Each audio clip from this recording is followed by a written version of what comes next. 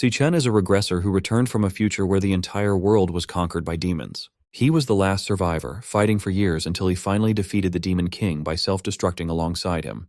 Then, after a blinding light, he wakes up back in the past inside his dorm room. He feels confused and wonders if he has somehow reached the afterlife. But when he looks outside the window and sees people standing there, he slowly starts to realize what happened.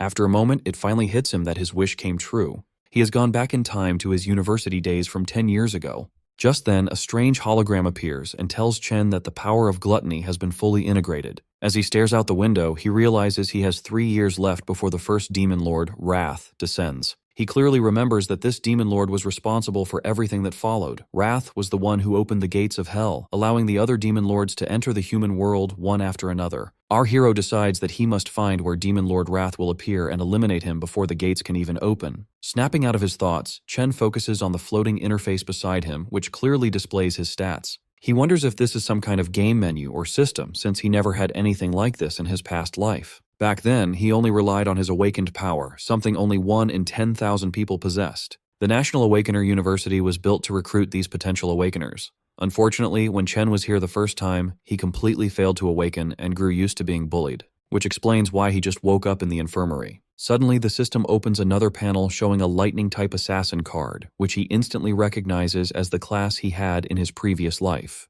He gets startled and wonders if he awakened earlier this time. He quickly decides to test it out, but before he can switch classes, his roommate and friend Ma Long shows up. Long is an E-rank flower chanter. The poor guy has bandages on his cheek and came to check if Chen is okay. Luckily, Long cannot see the floating panels, making Chen realize that only he can see them. His friend examines him closely, noticing that all of Chen's injuries have already disappeared. He wonders how a non-awakener is recovering faster than someone like him who already awakened. Chen remembers Long from his previous life. His roommate managed to awaken during university, yet he ended up as one of the weakest awakeners and was brutally murdered on the 3rd day after Wrath descended. Chen smiles quietly as he looks at his old friend again. Long then reminds him that their rank test is tomorrow and they need to get ready. Long feels bad for Chen, thinking he still hasn't awakened, but reminds him that this test is extremely important if he wants to graduate. As they walk through the lively streets, Chen casually mentions that it has been a long time since he saw so many people around, which scares the hell out of his roommate. Chen thinks to himself that if he does nothing in this life, they will all face the same miserable future again. Because of that, he decides to train as hard as possible and raise his level quickly. However, there is a problem.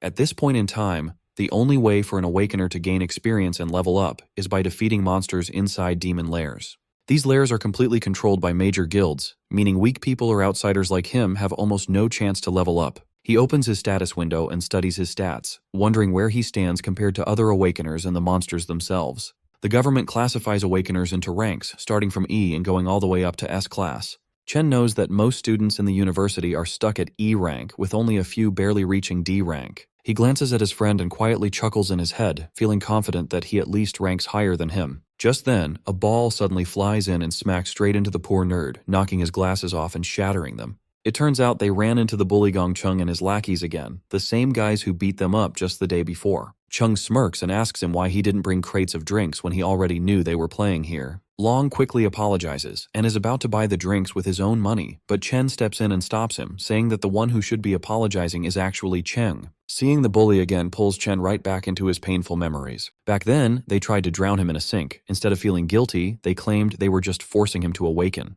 That day, they only stopped when Chen finally passed out. Long rushed to check on him, but the moment Chung heard Chen speak, he came right back to hurt him even more. Snapping out of his memories, Chen makes up his mind to teach these bullies a proper lesson. Hearing Chen speak up, Chung and his lackeys step forward, clearly ready to shut him up for good. Chen looks straight at Cheng, knowing the guy only picks on the weak because his older brother is the student council president. As the bully steps closer, a crowd of students gathers around. They already feel sorry for Chen, expecting him to get beaten up again. When Chung reaches him, he asks what Chen just said.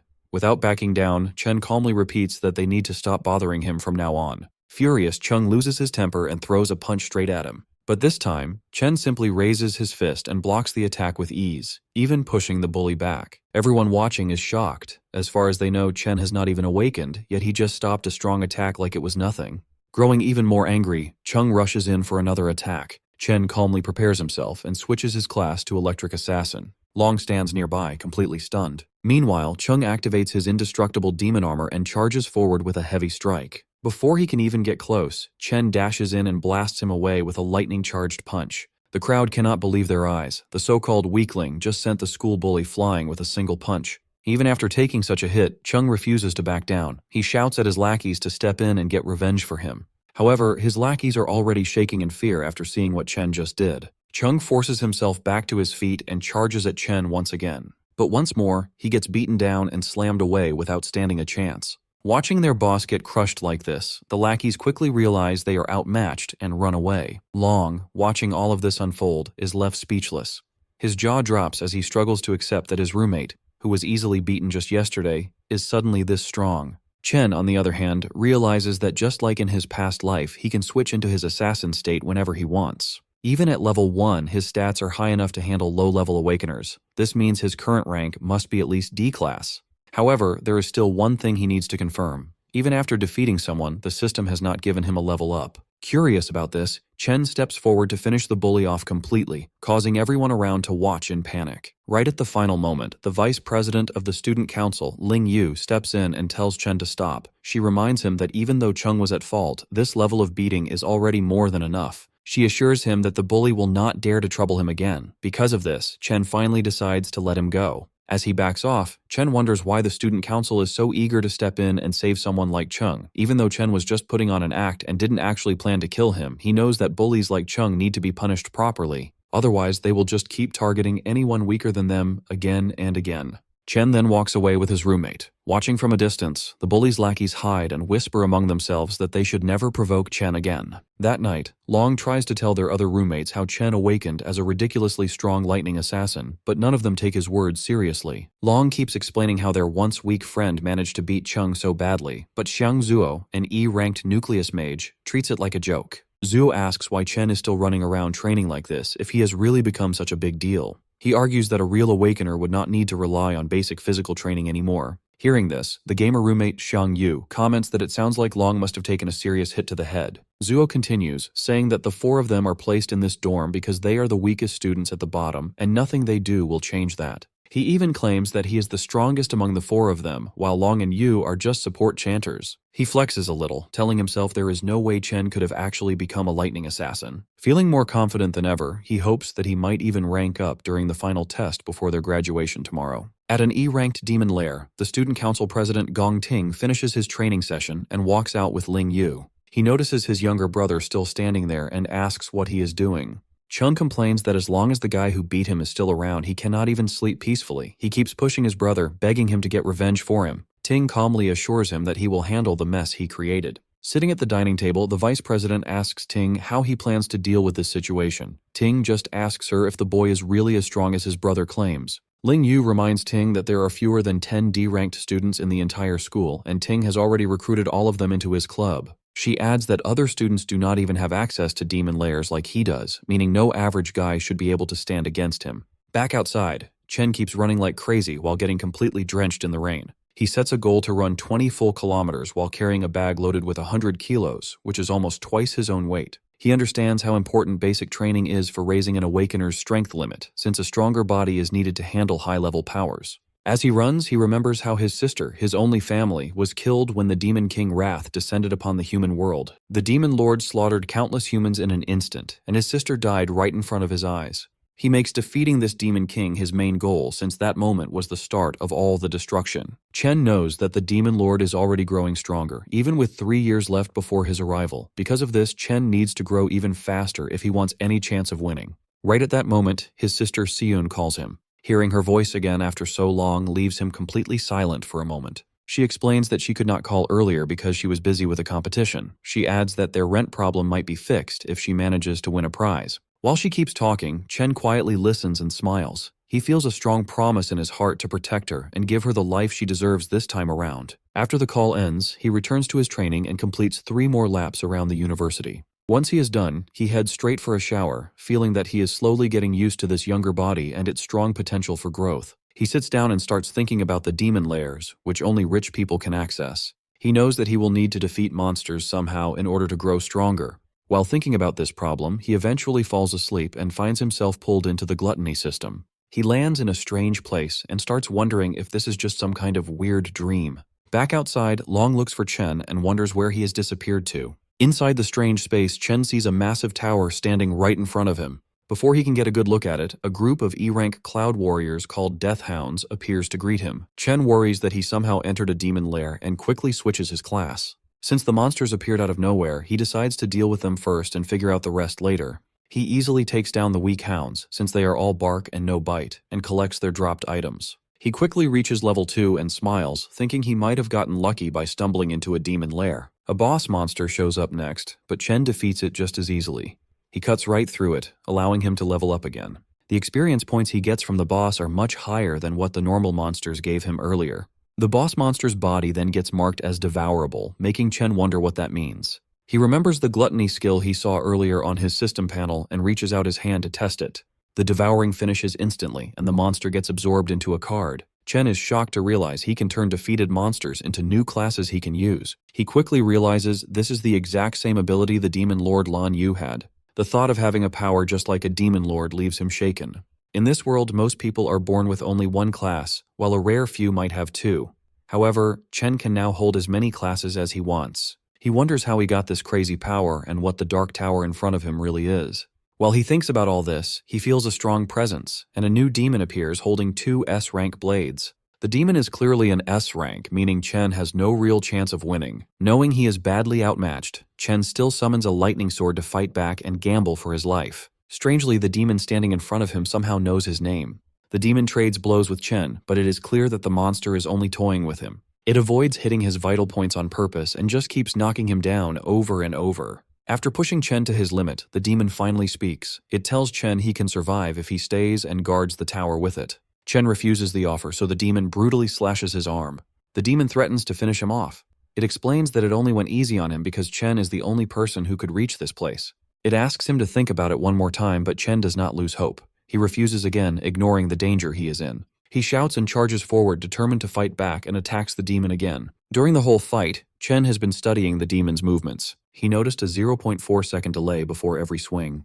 He knows he can use that tiny window of time to watch the angle of the monster's wrist and dodge the attack perfectly. He also found a 0.2-second recovery pause where the demon is defenseless. He plans to use that short opening to aim right for its heart. Even though he manages to pull off this risky move, he knows a D rank like him cannot truly beat an S rank. His real goal is to paralyze the demon just long enough so he can escape. He does exactly that and runs toward the only light he can see, hoping it is a way out. But just as he reaches the light, it vanishes.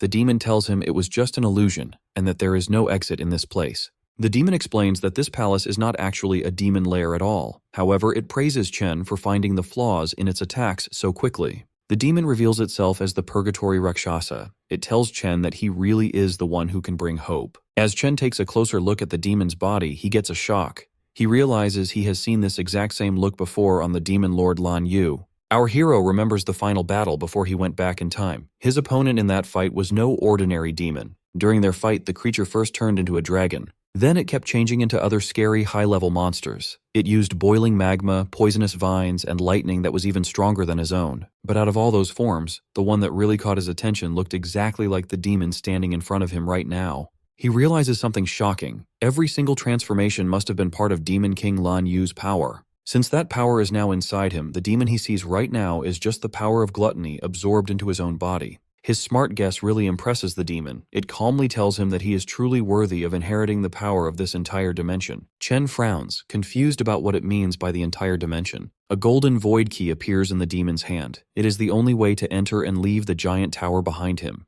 The demon explains that Demon King Lan Yu ate countless powerful monsters. Its sacred duty was to guard the tower that traps the strongest ones among them. Now, it decides to give that key to him. Rakshasa wants him to eat those demons, grow stronger, and take over its mission. Confused, Chen asks why a demon would ever help a human. The creature replies that even in the demon world, there are good guys and bad guys. One evil monster killed its whole clan just for fun. Since that day, it has waited for a chance to get revenge on that monster. Now, it believes it has found the right person to grant that wish. It tells our boy that someone was right about him being their best hope for revenge. Chen immediately asks who that person is. The demon just replies that all the answers are waiting inside the tower, speaking in a mysterious tone like an old sage. With its final words, it offers all of its remaining energy to him. In return, the demon tells him that he must become the strongest human on the planet. It will not be easy to eat every single wild beast hiding inside the tower. Each of those smart creatures will be a huge challenge to beat. The demon gives its final warning, saying that only someone with a strong hunger to grow stronger deserves Purgatory Rakshasa's power. That is the drive he needs to kill every demon king in existence. After saying that, the demon's body turns into a burning ball of energy for Chen to absorb. Chen immediately levels up 8 times and gets 2 of Rakshasa's swords. Without hesitation, he accepts the mission, promising to carry out the fallen warrior's final wish. Along with the stat boosts, he unlocks the ability to control gravity and absorb power from dead humans and demons. The next morning, he slowly opens his eyes, waking up inside his dorm like any normal day. He jumps up when a loud voice echoes through the room. His roommates are already getting ready and tell him to hurry up if he wants to get to school on time. When he notices his body is completely fine, he wonders if everything he experienced was just a weird dream. But his updated stats prove that is not the case. Everything he saw was real. After jumping from level 2 to level 10 overnight, he wonders what rank he is now. His roommate begins making fun of him. He mentions how someone was shamelessly praising him the other night, talking about how cool and crazy strong he supposedly became.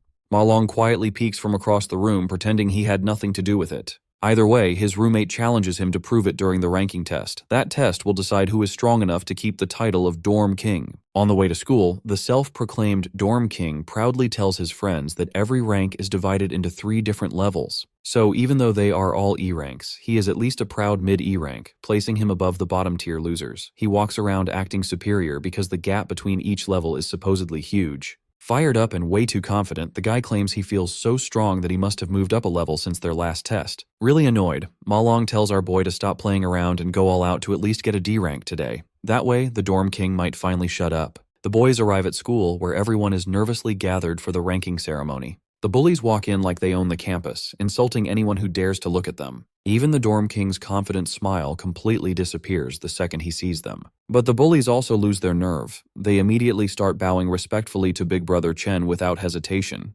His roommates slowly begin to realize that maybe everything Ma Long said was not complete nonsense after all. Our boy ignores the bullies and just minds his own business. Another student decides to step in front of him. It is Jian, a student council officer who acts like the school police, and he gives Chen a very polite warning. The student council president personally sent him to punish the guy who dared to hit his precious little brother. All of Chen's friends immediately scatter and hide. They are terrified of Jian, the enforcer who handles all the dirty work for the president. His roommates cannot figure out why this D-rank monster is targeting Chen like this. He steps right into Chen's personal space. The president's loyal follower brags that his great sense of smell lets him judge exactly how strong someone is, and right now, all he smells from him is a weak, pathetic loser. Amused by the insult, our boy fires back without hesitation. Shane completely loses his temper the moment he gets called a dog. Before a fight can actually break out, the overgrown pup's master orders him to stand down so they don't cause a public scene. After doing some digging, he found out that his little brother was the one who started the fight. Getting beaten up was simply the result of picking a fight with someone way out of his league.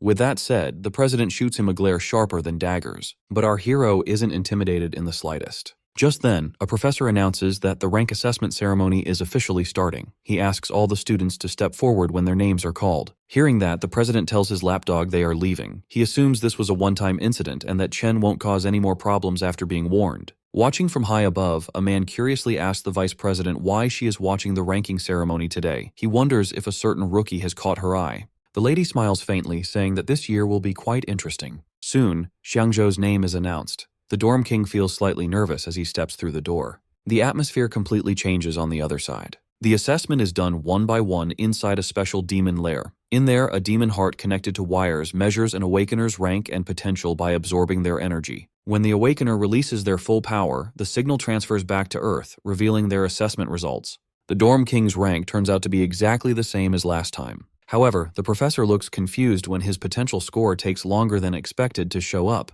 Ma Long stares intently at the shifting numbers. After building up all that suspense, Xiangzhou's maximum potential is revealed to be only a C. He walks out looking sad, realizing that all the progress he thought he made was just in his head. His roommates try to comfort him, telling him they are all in the same boat anyway. They are all stuck at E rank, with the potential to reach C rank at best. A few moments later, the president's lapdog walks out proudly. He is still a lower D rank, but he has the potential to reach A rank. Chen's roommates begin to lose hope, since they have already seen nearly 10 students reach D rank. Even the professors are shocked that so many students have reached D rank. It is rare for students without real combat experience to break past E rank. Filled with excitement, they call up the next student.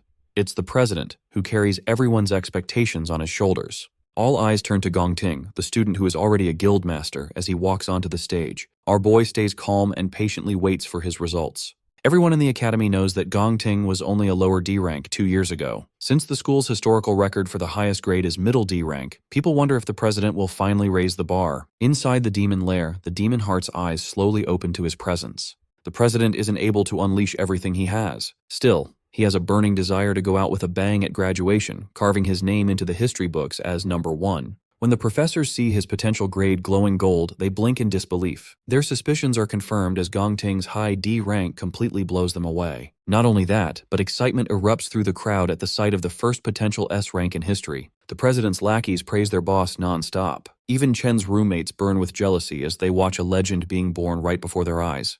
The professors quietly agree among themselves that this news must be sent to the administration immediately. They need to treat their precious S-rank candidate with the utmost care, making sure he never leaves the country. On top of that, he is the youngest student in the academy to be involved with a guild. Their school's name is now guaranteed to dominate the headlines. Observing from above, Principal Yuan Long realizes that Vice President Ling Yu already knew about his potential. That is exactly why she came in person to watch the ceremony. However, she makes things even more interesting by revealing that he wasn't the only one she came to observe today. Besides the flashy president, there is another student she finds much more interesting. Right on cue, that exact student is the next one called onto the stage. Jean comes up with a bright idea and decides to taunt the mysterious urban legend, urging him not to end up as E-rank trash like his roommates. He says they will become a laughingstock if that happens, adding that it's a disgrace for them to even show up at such a prestigious event. Long backs up his friend and boldly claims that he will knock everyone's socks off. The crowd watches in pure anticipation. Chen finally enters the demon lair, and the demon heart instantly senses intense pressure as he approaches.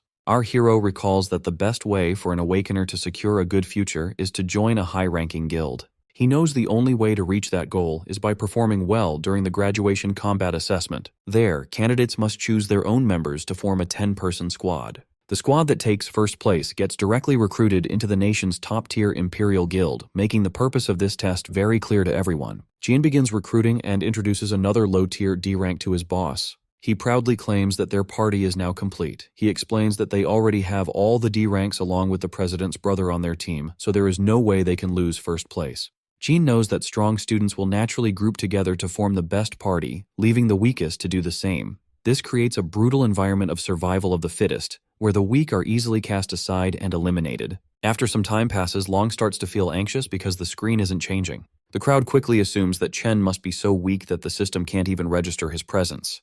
Jian then tells Ting that the remaining students are nothing but trash, so they should just leave instead of wasting their time. However, right as they get ready to leave, the screen suddenly flickers and displays a high D rank label, sending the entire crowd into chaos. Shock spreads across everyone's faces. The president and the student council also react in disbelief at this unexpected result. Soon, the system detects a strange change in the results. It turns out Chen is using the system to see how his level 10 base stats in his normal physical form translate during the evaluation. After seeing a D rank, he switches his class to the Infernal Death King, which is his weakest devoured class so far. His rank instantly shifts from high D to mid C, completely blowing the crowd away. The council struggles to believe that the machine is still working properly. Even the scientists question the situation, wondering why the results keep changing. They soon start to suspect that the machine might be broken beyond repair. At that exact moment, the demon heart becomes unstable, and the results change strangely once again. Chen notices this and decides to switch to a stronger class, transforming into the Purgatory Rakshasa. The demon heart grows anxious as a violent storm brews outside the demon lair. Jian shouts in confusion, treating the storm like a celestial sign that history is rewriting itself as if their dorm has produced a divine monster. In the very next moment, his potential flickers to S rank, leaving both the scientists and President Ting completely stunned. However, the system suddenly displays a warning. The user's potential exceeds its maximum load and cannot be detected under the current limits. Jian's brain almost shuts down like a blue screen of death, and his soul nearly leaves his body from pure shock. As the system begins to break apart under the overwhelming pressure, the scientists rush forward in a panic, wanting to ensure the student doesn't get hurt. But when they finally arrive, they freeze in disbelief. They find a shriveled raisin sitting where the demon heart once was, since it completely burned out from extreme overuse. It turns out Chen might have scared it a little too much. Still, he ends up devouring it and gains the ability to see anyone's rank, along with receiving warnings about nearby dangers. He walks out of the demon lair and is pleasantly surprised when everyone's rank appears right in front of him. But he quickly notices that the president has hidden his true potential, turning out to be nothing more than a mediocre C rank at best. The scientists walk out awkwardly and inform everyone that the demon heart suffered a heart attack from extreme strain, so they must pause the testing for now. They label Chen's stats as a probable error and announce that a full report will be sent to the higher-ups for review. The remaining students are told to return the next day for their assessment, as a new testing device will be ready by then. On the way back, Chen's roommates hype him up and treat him like an absolute legend after what he just pulled off in front of everyone. Jean clearly can't handle his jealousy. He calls Chen a fraud and demands compensation for breaking the machine and wasting the council's time, acting like a sore loser. Just as Chen reaches his limit and prepares to destroy the guy on the spot, Ting steps in and immediately calls Jian out. The president warns him not to disrespect their teammate, which completely shocks Jian. Ting then extends his hand, inviting the newly revealed powerhouse to join his team. He confidently promises that together they will undoubtedly achieve the highest score in history. Jean starts to panic in the background. He knows someone will have to get kicked off the team to make room for Chen, and this will definitely cause trouble with the brothers. He knows that joining Ting's team practically guarantees first place. Because of this, he wonders what makes Chen so special, especially when other people could not even bribe their way onto the team no matter how hard they tried. Jean swallows his pride and slowly welcomes Chen to the team, placing a hesitant hand on his shoulder. Chen immediately slaps his hand away and says he has zero interest in joining them. This response makes Jian sweat in fear, while Ting just watches the whole thing in silence. Jean snaps at Chen and says he has no clue what he is turning down, reminding him that their team is easily the best in the whole school. Chen turns his back and walks away. He says it has nothing to do with them and calls their group too noisy to deal with. He tells them not to bother him again. Jian boils with anger after being rejected so rudely. The whole school quickly begins to gossip about Chen's refusal. Most students think he plans to take first place all for himself after revealing his C rank. Now, the whole school gets to enjoy the drama unfolding right in front of them. Chen's roommates fully enjoy seeing the humiliated looks on Jian and Ting's faces after such a public and brutal rejection. The president stays calm and tells Jian not to worry if Chen has his own plans. Seeing this, the watching principal sighs in disappointment. He had really hoped the boys would team up. He wanted them to work together to break a new school record. However, Ling points out that things are much more interesting this way. She explains that Ting grew up rich and spoiled, so he will definitely see this refusal as a declaration of war. She reminds the principal that the president is not an easy person to cross once his pride is hurt. Jean keeps complaining, saying Chen only has a big ego because a test error showed he was a C rank. Ting hints that the result might actually be real. He admits that even if it is unlikely, he cannot let anyone take his first place spot. Jean remembers that Chen is likely just a normal student with no real combat experience. On the other hand, the council members are elites who secretly trained inside a demon lair to get strong. He suggests going to teach Chen a lesson for being so rude. Ting cuts him off and asks if he really thinks their president is petty enough to do that. Jean realizes his mistake and apologizes. Ting then cancels their karaoke plans and tells Jian to handle the situation by himself. He coldly adds that whatever Jian chooses to do has nothing to do with him. Chen understands the hidden message right away. Soon after, a spy walks up to Jian. He reports that Chen already left the school to go home for a while. He mentions that Chen left without even stopping to eat, making things very convenient for them. Jin sees this as perfect luck. He gets excited to crush Chen outside the school where no one can step in to help. As Chen crosses the street, he remembers a disaster from his past life. A top guild had tried to clear a demon lair in the St. He country area. Inside that lair, they met a new monster called Wrath. The monster wiped out the entire top team without them even putting up a fight. The monster then escaped into the human world and caused massive damage everywhere. Even though his memory of it is blurry, Chen is determined to find that same demon lair in this life. To start his plan, Chen needs a lot of money. He heads straight to the Mithril Monster Exchange Center. He remembers that this exchange center will become the biggest trading hub in the whole country in the future. In this world, an Awakener's strength is based on the quality of their weapons and gear. The exchange center is the best place to buy and sell these items. However, Chen just sees this place as a quick way to earn some money before tackling his bigger goals. He walks in and shows a few monster fangs to the broker.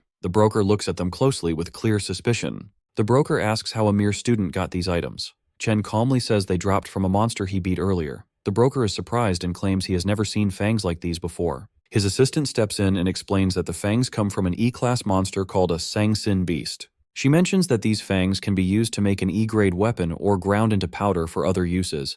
The rude broker cuts her off and drops the fang back on the table.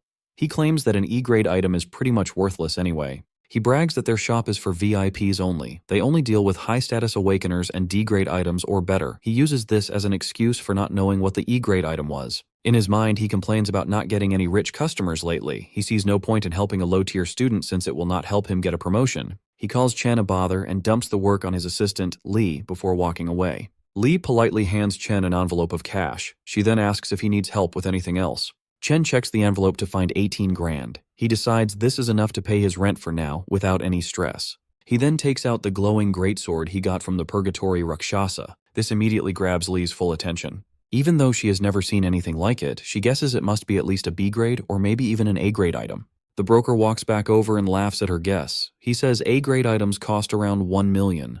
Having worked there for years, he claims he has never even seen an A grade item in person. Just then, the shop owner walks in. He calmly says that the weapon is neither A grade nor B grade. The broker praises his boss's smart judgment. He smugly agrees that a mere student could never own something so valuable. However, the owner explains that the weapon comes from the Purgatory lands. He reveals that it is actually an S-grade item. Both the broker and the assistant freeze in total shock after hearing this. The owner immediately shakes Chen's hand and warmly welcomes him as an honored VIP guest. He invites Chen into the VIP room and tells him to ask for whatever he needs. Chen feels very satisfied. The owner, Qingji, finally showed up just as he planned. Once they settle into the VIP room, the guild boss asks Chen how much he wants to sell the weapon for. Chen immediately answers with 1 million, which surprises the green-haired boss. The boss tells him it could easily sell for tens of millions, since it is extremely valuable. However, Chen explains that he just wants to use the greatsword as collateral for a $1 million loan for a month. This leaves the man even more surprised. He realizes Chen is very smart and wonders who exactly he is. Chen continues, saying he will pay back the main amount in 30 days and the interest the month after. Before answering, the guild boss tells the girl to step outside so they can discuss business privately. Once she leaves, the man mentions that he knows Chen goes to the National Awakener University, where the seniors are about to graduate. He adds that he knows the graduation test is in 30 days and the prize money is exactly 1 million. The boss then asks Chen directly if he is completely sure he will get first place in that test. The guild boss figures out that Chen desperately needs money and wouldn't be doing this unless it was his last option. In the end, he offers to lend Chen 1.5 million right away with absolutely no interest. Reaching his hand out, he smiles and says this will be the start of a beautiful friendship. Chen is left speechless by the generous offer. The man reassures him that he won't let a single word leak out from this room. He simply asks that in return, Chen comes to his guild whenever he wants to trade anything else. Chen thinks to himself that this man figured everything out so easily, yet didn't try to scam him. He now understands why the guild boss becomes such a big shot in the future. Chen shakes his hand, realizing that he needs strong allies if he ever wants to defeat the Demon Lord. A few moments later, the contract is signed, and the money is sent to his account instantly. The guild boss then asks if he needs to borrow a weapon for the test, since he just gave his away. Even though the guild doesn't have any S-rank gear, they still have plenty of high-quality A-rank equipment for him to choose from. Chen tells him not to worry. He then simply summons the other greatsword he got earlier, leaving the guild members completely blown away. With that, Chen takes his leave. Right after, the guild boss promotes the pink-haired girl to supervisor for bringing in such a high-level client. Before fully leaving, Chen realizes he forgot to buy something and turns back toward the counter. A few hours later, Chen is waiting at a bus stop. He remembers how, in his past life, he struggled a lot to reach the top, and people treated him like trash. He worked endless shifts just to make ends meet, and he and his sister had to live like they were almost homeless to survive each month. His sister, Yuan, managed to get into her dream university back then, but she gave it up, claiming the campus was too far from her brother. But in reality, she was just afraid of putting a heavier financial burden on him. Back in the present, he wonders why she hasn't shown up yet and starts looking around. Just then, a voice calls out, calling him stupid for searching near the entrance instead of the exit. It's Yuan. Pulling along her huge suitcase, she tells him they are broke again because the rent drained all their money. However, Chen just stands there in complete shock, since it has been 7 years since he last saw her. She tells him to help her with her bags. Getting no response, she waves her hand in front of his face, trying to snap him out of it. At that moment, Chen suddenly rushes forward and hugs her tightly, catching her by surprise. After a few awkward moments, she pokes his sides to break free from his grip, scolding him for nearly suffocating her. She tells him he has been acting pretty weird lately and wonders if his crush finally rejected him, but he just brushes it off. The two start walking together while she continues to talk about her exams. Even so, Chen is more than happy to listen to everything, promising himself that he will never let anything bad happen to her in this life. Elsewhere in a dark alleyway, a few thugs are waiting around. After confirming that Chen will pass through the area, their leader Jian tells his men to stay low until their target shows up so they can ambush him together. With a crazy smile on his face, he tells himself that he will definitely punish Chen for what he did. One of the thugs asks if they will get in trouble if the situation escalates. The Cloud Assassin replies that he initially just wanted to teach the guy a lesson, but his recent encounter really made him mad. Recalling how Chen humiliated him, he tells his goons to leave some of the fun for him, swearing to teach our hero a lesson he won't forget. Jean brags about being the best Cloud Assassin around, drooling as he imagines the look of despair on his target's face. As Chen and his sister walk together, Yun points out that he has been acting strange lately and wonders if the exams are stressing him out. She quickly plays it off, teasing that a weakling like him shouldn't overthink things. She reminds him of his own advice, to keep going no matter what and leave the rest to fate. Trying to lift his spirits, she starts singing a motivational song as they enter an alley. Chen is pleasantly surprised that she noticed his change in mood so easily, though he realizes she still doesn't know about his awakened powers and newfound wealth. When he confidently replies that he is fine, she wonders if it's just his male pride talking. Yun shakes her head, thinking to herself that her brother is finally becoming a man. Trailing behind them, one of the thugs tells Jian that their target is with a girl. This makes Jian extremely excited, knowing the alley has no cameras and they won't get caught. However, Chen instantly senses their evil intentions and realizes it's the same scumbags from the student council. Taking out some wireless earbuds, he places them in his sister's ears. He tells her to listen to a song he recently started enjoying. This catches her off guard since he rarely listens to music, but she goes along with it to understand him better. Chen then turns around, staring daggers at the scumbags as they slowly advance. With the music playing in Yun's ears, the thugs rush forward and the fight begins. Chen immediately switches to his lightning class. He thinks about how it has been 7 years since he lost his sister, and he just got her back. Filled with anger, he wonders where these guys got the nerve to attack them, dashing forward like a bolt of lightning. He kicks the first thug so hard that he goes flying, causing the others to break a sweat. Chen charges his fist and punches 3 of them in a row, finishing off the 4th with a brutal knee strike. One brave goon tries to attack, but Chen simply grabs his hand. Without any effort, he breaks it like a piece of dry spaghetti.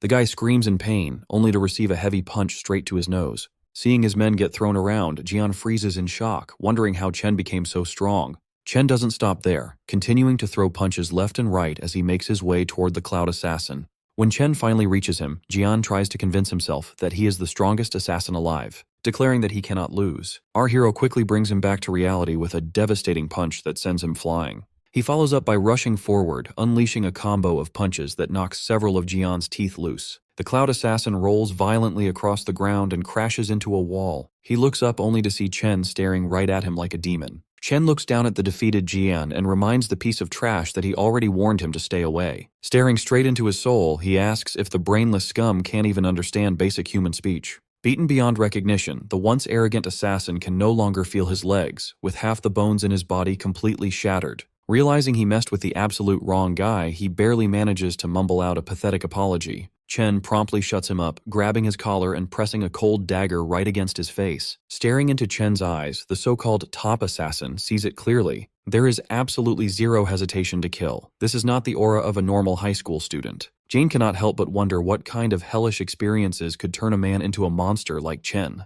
Dripping with cold malice, Chen tells the broken boy to remember his words carefully if he wants to avoid a repeat of this nightmare. He won't hesitate to tear them apart if they ever try anything stupid again. Delivering his final warning, he adds one last chilling condition for emphasis. If they so much as step within a mile of his sister, he will gladly hunt down and erase everyone close to them, one by one. With his message delivered, he drops the dagger and casually walks back to Yuni's side before the background song even finishes playing. Meanwhile, his sister is completely overwhelmed with emotion, moved to tears by the painfully sad and lonely lyrics of the track. She cries, heartbroken and confused over what her brother must have endured to change so drastically over the years. She even wonders if her support back then was simply not enough. Wiping her tears, she spins around, determined to give him a proper scolding. But she freezes mid-sentence the instant she spots the gift in his hand. The shiny, gold-plated pen she has always dreamed of owning is sitting right in front of her eyes. Yun flushes bright red with overwhelming excitement. She can hardly believe her brother actually bought her the newest holographic magic pen, an item that costs more than their entire monthly rent.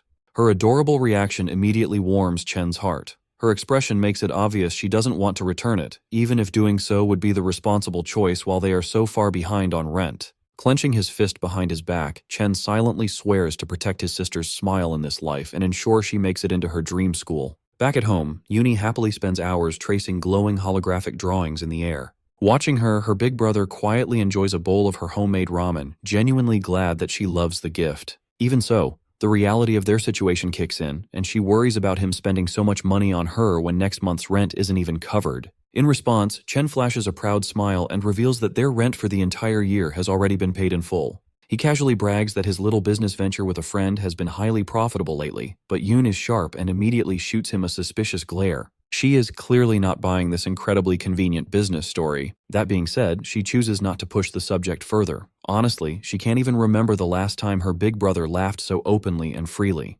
Gently patting him on the shoulder, she makes one simple request. Whatever secret hustle he's working on, he just needs to make sure he doesn't burn himself out. Meanwhile, at a quiet aquarium, Student Council President Ting shares some shocking news with his cousin. The city's best doctors have declared that their top assassin is critically injured beyond recovery. Over half the bones in his body are shattered beyond repair. The fact that he fought Chen was already unexpected, but the horrifying state of his body post-battle is absolutely staggering. His cousin reacts with chilling indifference.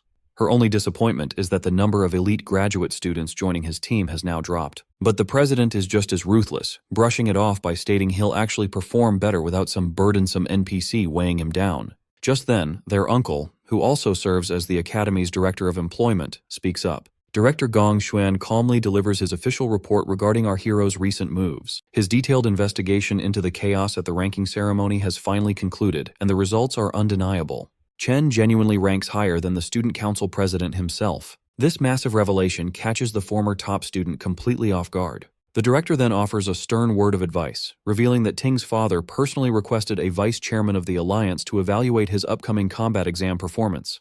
Because of this, Ting must ensure he shines brighter than anyone else. But just in case he fails to secure the spotlight, the director proposes a backup plan. The green-haired girl, his uncle's favorite niece, will join his team to guarantee they secure first place overall. However, the arrogant council president flatly rejects the offer without a second thought. He haughtily claims that he didn't even use a fraction of his true strength during the initial assessment. Supremely confident in his overwhelming superiority, President Ting assures them he will dominate the entire academy on his own. Back at the academy dorms, our boy Chen washes off after finishing a grueling daily 100-mile run with a heavily weighted backpack. He is completely locked in on one single goal, winning the $1 million prize in the upcoming graduation exam. This prize is his only real shot at fulfilling his deal with the Mithril Guild's Qingji and establishing a lucrative, mutually beneficial trade relationship. With only a few weeks left until the big exam, he lies down in bed, not to rest, but to continue his relentless grind even in his sleep. Transporting his consciousness into his demonic lair, he finds Demon King Lun Yu's enormous void tower looming before him.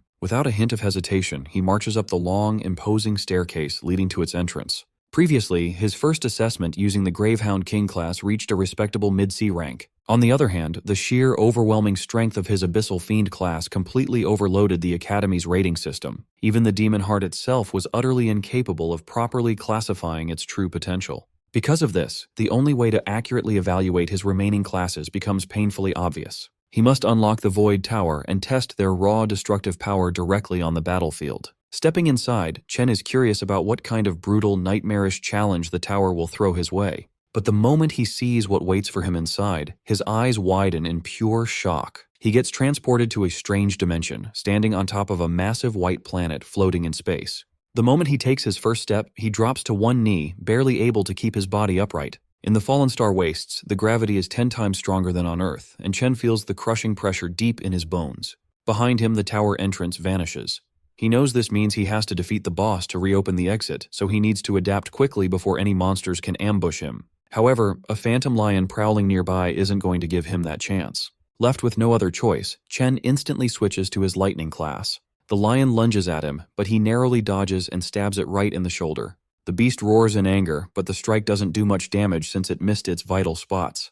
He quickly realizes that his attacks are just as slow and sloppy as his current ability to move. The phantom lion easily pins him to the ground and goes in to take a bite out of him. This shows just how well these monsters have adapted to the extreme gravity. He lets the lion bite his arm for a moment before quickly switching to his Abyssal Fiend class. The change instantly gives him a different kind of stat boost. Trading away some speed, he gains a massive amount of strength and stamina, which is exactly what he needs for close combat. His class change slams the aggressive beast down, immediately flipping the fight in his favor. Rakshasa's gravity manipulation proves to be extremely useful. On a planet with 10 times normal gravity, a 3-time multiplier hits with brutal force. The lion roars furiously, but Chen shows no mercy, crushing it right into the ground. Afterward, he sprawls out on the floor to catch his breath. Gluttony surprises him with a well-deserved level-up notification. He then learns that every class has a star rating. The number of stars shows how much his stats boost when he switches to that class. Right now, Purgatory Rakshasa has the most stars out of all his options. But even with that advantage, he still had to fight for his life against a B-rank Phantom Lion.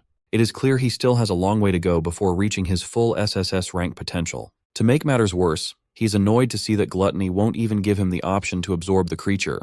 This monster clearly wasn't the floor boss either, since the exit didn't appear after he killed it. Suddenly, a massive door opens behind him. Dozens of glowing eyes peer out from the dark. Reality hits him hard. All the effort it took to beat just one Phantom Lion is nothing compared to what is coming next. Countless B-rank monsters pour out of the door, clawing and attacking him from every direction. Only now does he finally understand what Rakshasa warned him about. The demon told him that the tower was filled with ruthless beasts and that his path would be full of endless pain and suffering. But he was also told to endure it all so he could adapt and grow stronger. Chen suddenly jolts awake from his sleep, feeling like he just survived the worst nightmare of his life. Everyone else in the room is still fast asleep, completely unaware that he just felt the agony of being torn apart by monsters. He finally realizes that the Purgatory's Void Tower isn't a shortcut to instantly leveling up. He is only at the very start of a long and painful journey. A few weeks pass, and it's finally time for the Academy's graduation exam. Many VIPs are there to watch the promising new batch of students. New rules are announced for forming teams, requiring at least one high E-rank student in every party.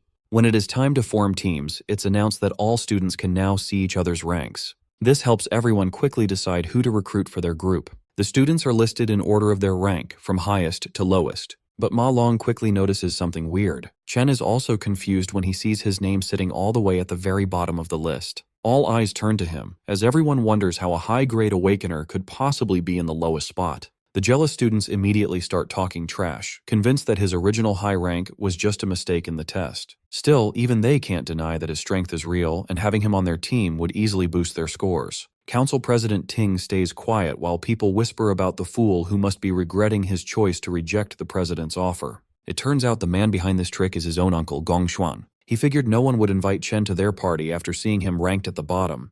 His plan was simple. If Chen can't even qualify, he won't get a chance to beat the president's team. A few hours earlier, the entire classroom practically begs President Ting to let them join his team.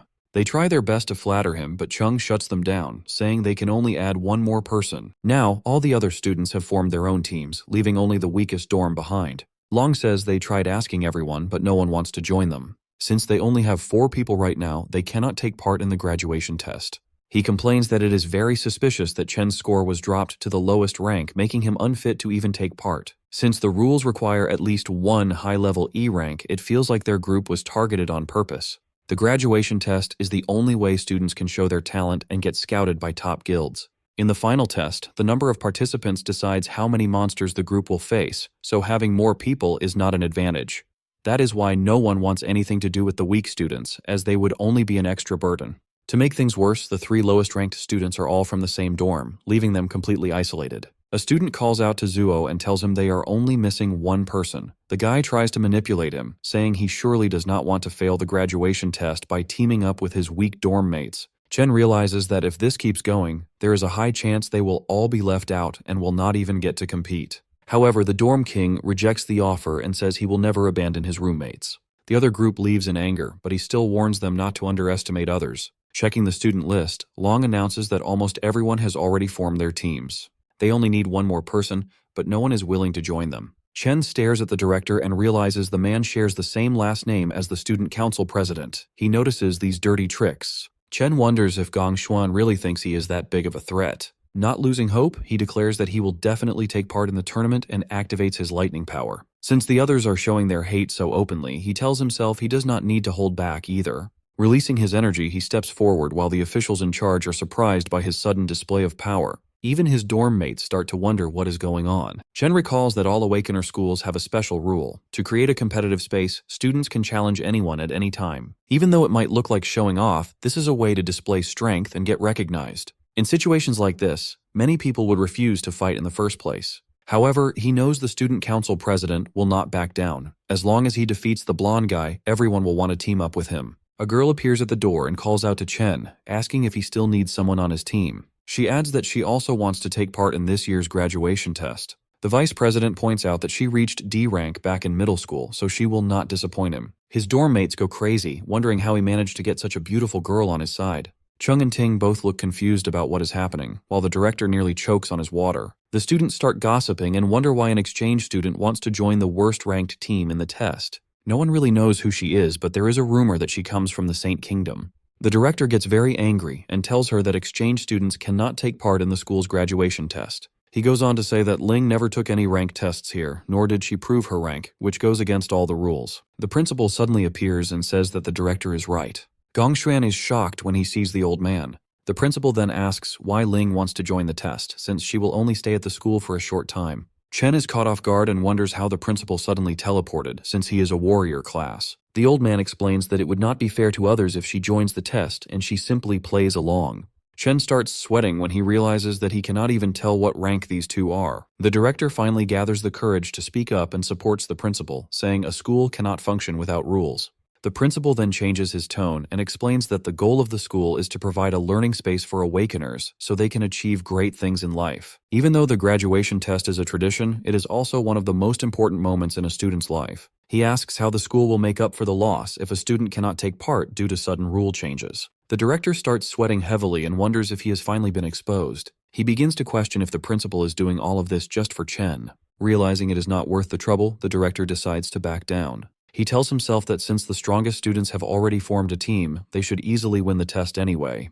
The director bows to the principal and apologizes, admitting they overlooked how this system could stop some students from getting a chance to grow. He then announces that to ensure fairness, even lower-ranked teams and groups with less than 5 members can now participate. The 4 dorm mates finally form their team and celebrate that they can take part in the graduation test. Sitting in the back, the principal tells Ling that she seems a little too interested in Chen. On one side of the test, the student council president leads the team of the strongest players. On the other side, Chen leads the 3 weakest players. This makes the old man very curious about which cave they will choose and how many points they will score in the end. The official then announces that all captains can now choose which devil cave to enter. His tablet dings, catching him off guard because one captain has already made a choice. Everyone is shocked when they see which cave Chen selected. His dorm mates also panic and tell him to quickly change his mind, asking if he understands what he just did.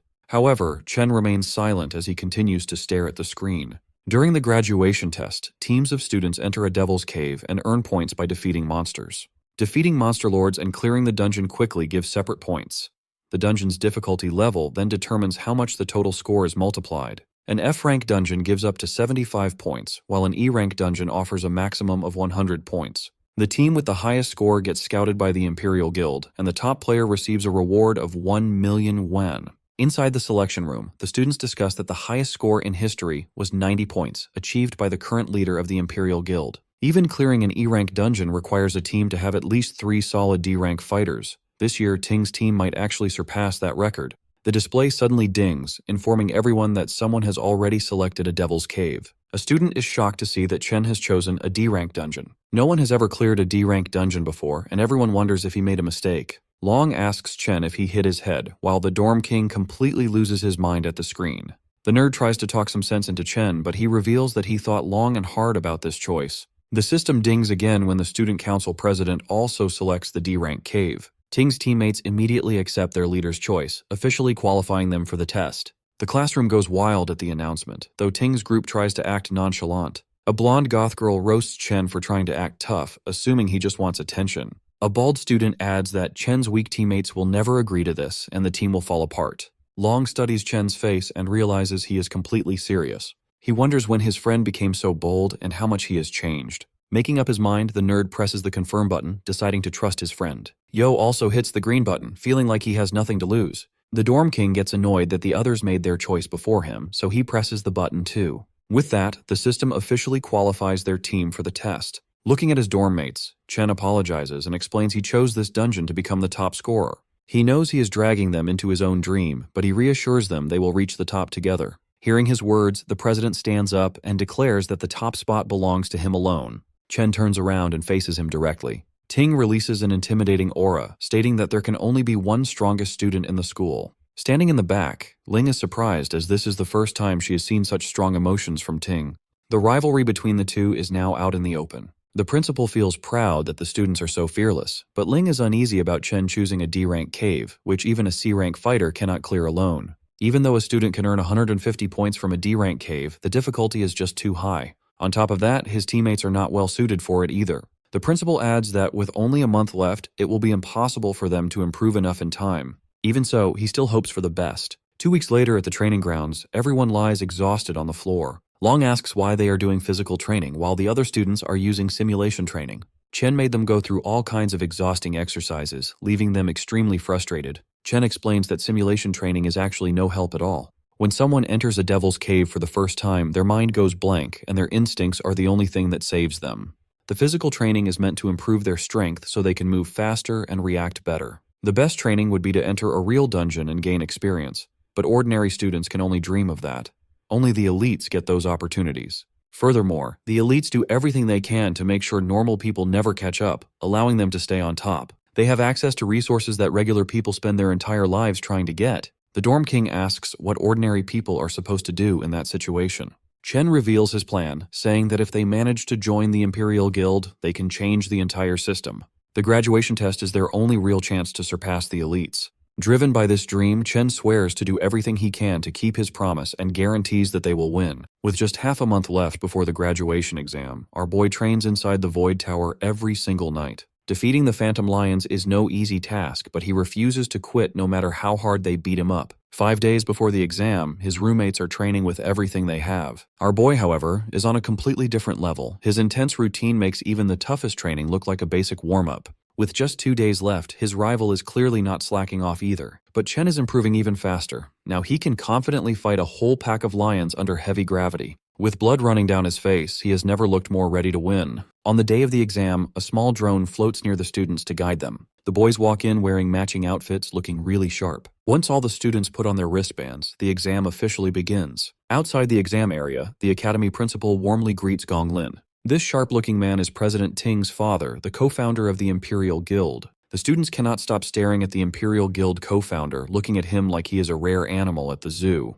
Their curiosity grows even more when they see the principal and the guild co-founder welcome a fancy white limo. A red-haired man named Carl Cavendish calmly steps out of the car. The students freak out because everyone recognizes him as the vice chairman of the World Guild Alliance. Someone as important as him would normally never visit a place like this. Inside a VIP room, the director tells the special guests that 23 teams are challenging F-rank demon lairs. A few groups chose E-rank lairs, and only 2 brave teams picked D-rank lairs. The Alliance Secretary Sigrid looks very surprised that the students would make such a risky choice. Usually, even a D-rank team needs to prepare carefully before entering a D-rank lair. She asks if the Academy really thought about the students' safety. Hearing her concern, the director calmly explains that the students fully understand what they signed up for. He made it very clear that Awakeners with no real combat experience usually struggle against even F-rank monsters. But the real danger is the lair's boss, which is much stronger than the normal monsters. Many teams end up failing because they cannot defeat the boss. However, things are completely different inside E-rank lairs.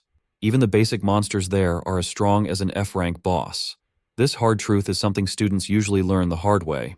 The Alliance Secretary then asks if there is any protection for the students if things get too dangerous. The director promises her that the Academy cares deeply about its top students. To keep everyone safe, a warrior from the Imperial Guild stands outside every lair, ready to jump in if anything goes wrong. On top of that, the wristbands each student wears can instantly teleport them to safety if they choose to give up or if their life is in real danger. Hearing this, the lady still doubts that the Academy has students skilled enough to beat a D-rank lair. She quietly wonders how long those teams can actually survive inside.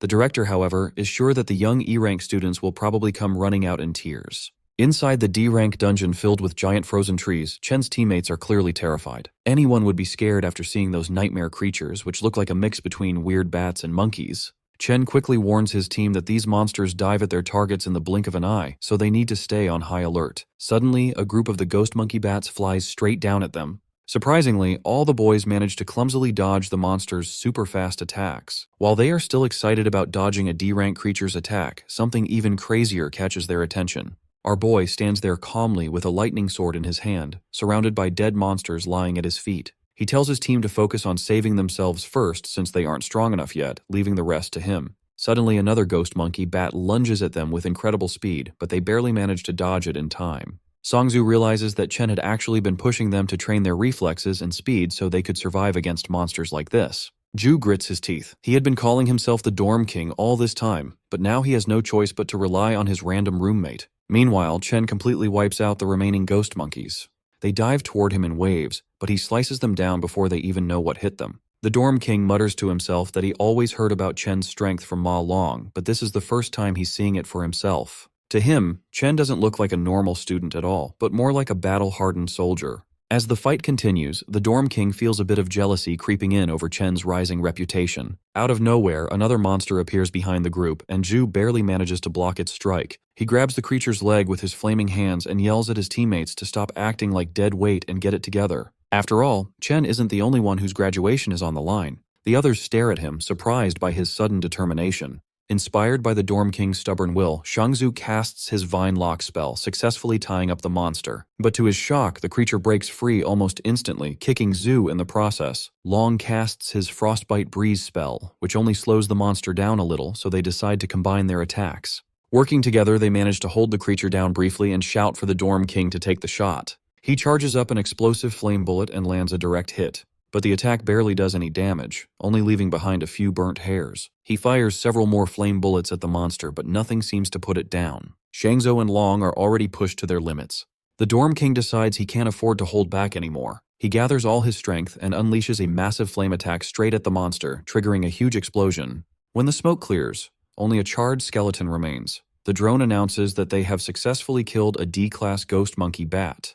The three of them collapse onto the ground, completely drained. They are thrilled that they actually managed to defeat a D-class monster on their own. Chen walks over, slightly surprised, and they immediately ask if he saw them take it down. The monster leaves behind a single finger bone as loot, and Zuo tries to act tough, casually claiming that killing it was a piece of cake. Chen congratulates them anyway. Soon after, the drone announces that all the monsters inside the Devil's Cave have been cleared. Watching the live feed, Director Gong nearly loses his mind. He can't believe these supposedly weak students with zero real combat experience defeated a D-level threat.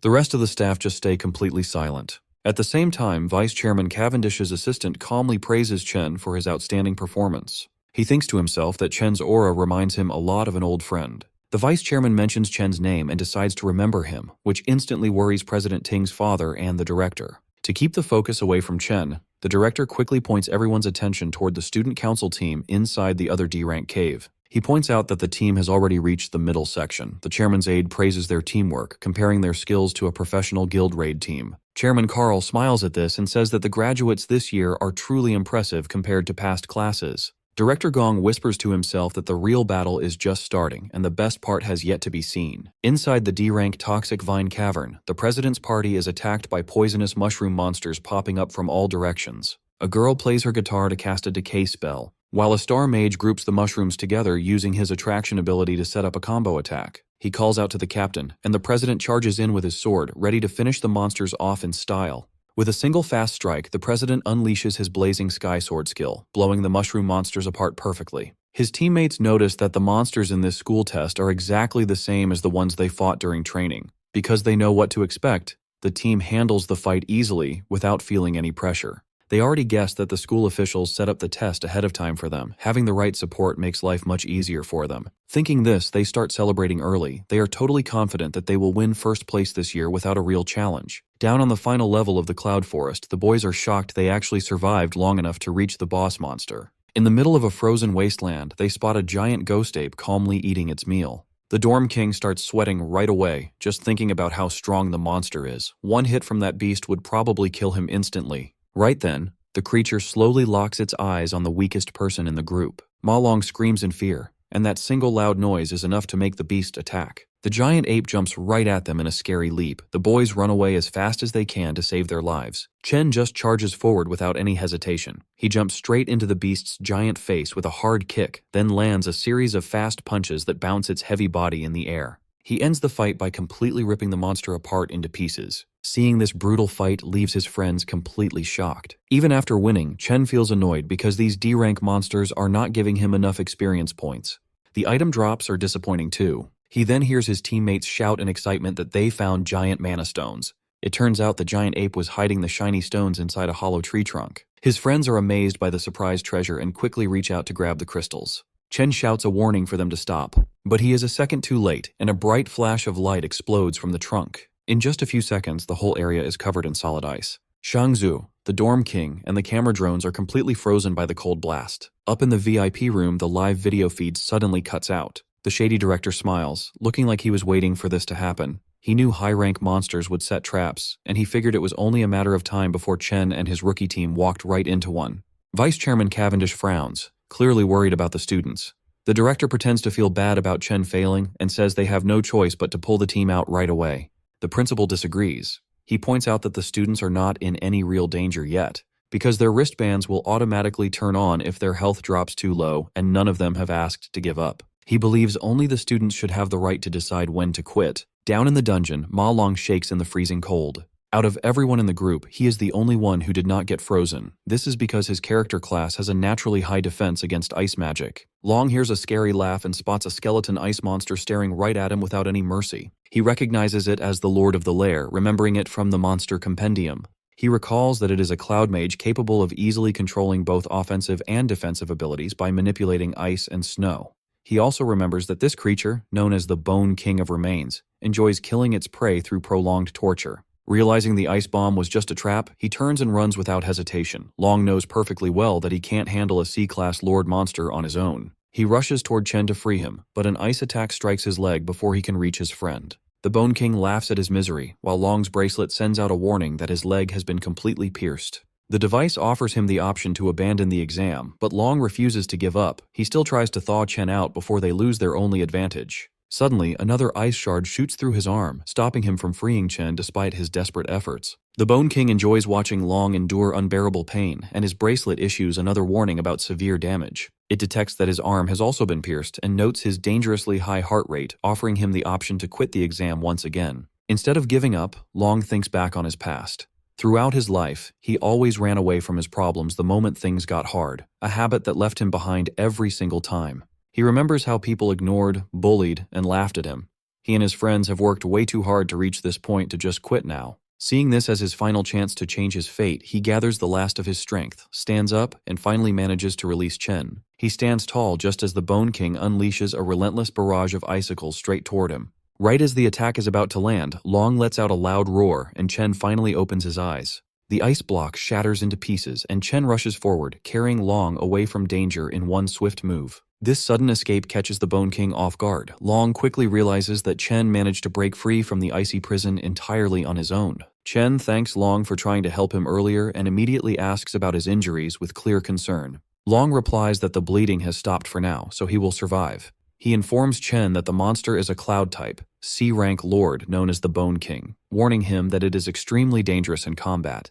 He adds that they must avoid getting frozen again at all costs if they want to survive. They turn back and see the Bone King charging up a massive cluster of ice shards. Long is stunned, realizing the monster is about to drop a giant ice nuke on them. In the next instant, the bomb crashes down, covering everything in blinding white. The monster begins to laugh, but suddenly stops when it notices that both boys are still alive after the devastating attack. Chen switches his class to the Doomflame King and activates his Cloud Warrior Frost Body, granting him complete immunity to cold damage.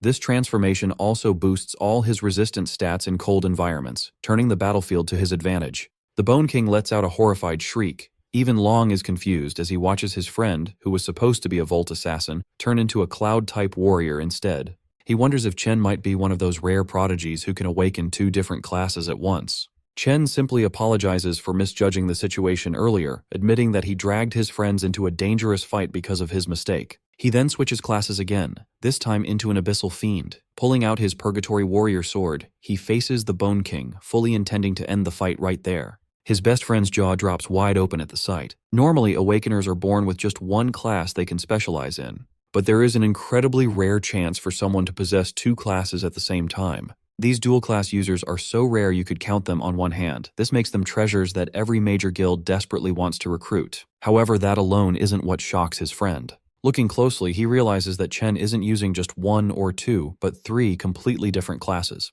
On top of that, each of these classes is in a league of its own. In his Abyssal Fiend form, Chen's stats shoot up at an insane rate. His overwhelming physical strength launches him off the ground like a rocket. He charges forward with explosive momentum toward the boss. The monster's smug grin instantly vanishes when it feels Chen's deadly aura. In a single clean motion, he slices through the bony monster like a knife through butter. This instantly levels him up to 17 and earns him a rare loot drop. Staring at the shattered skeleton on the ground, his friend is still in absolute shock that Chen just one-shot a C-rank boss.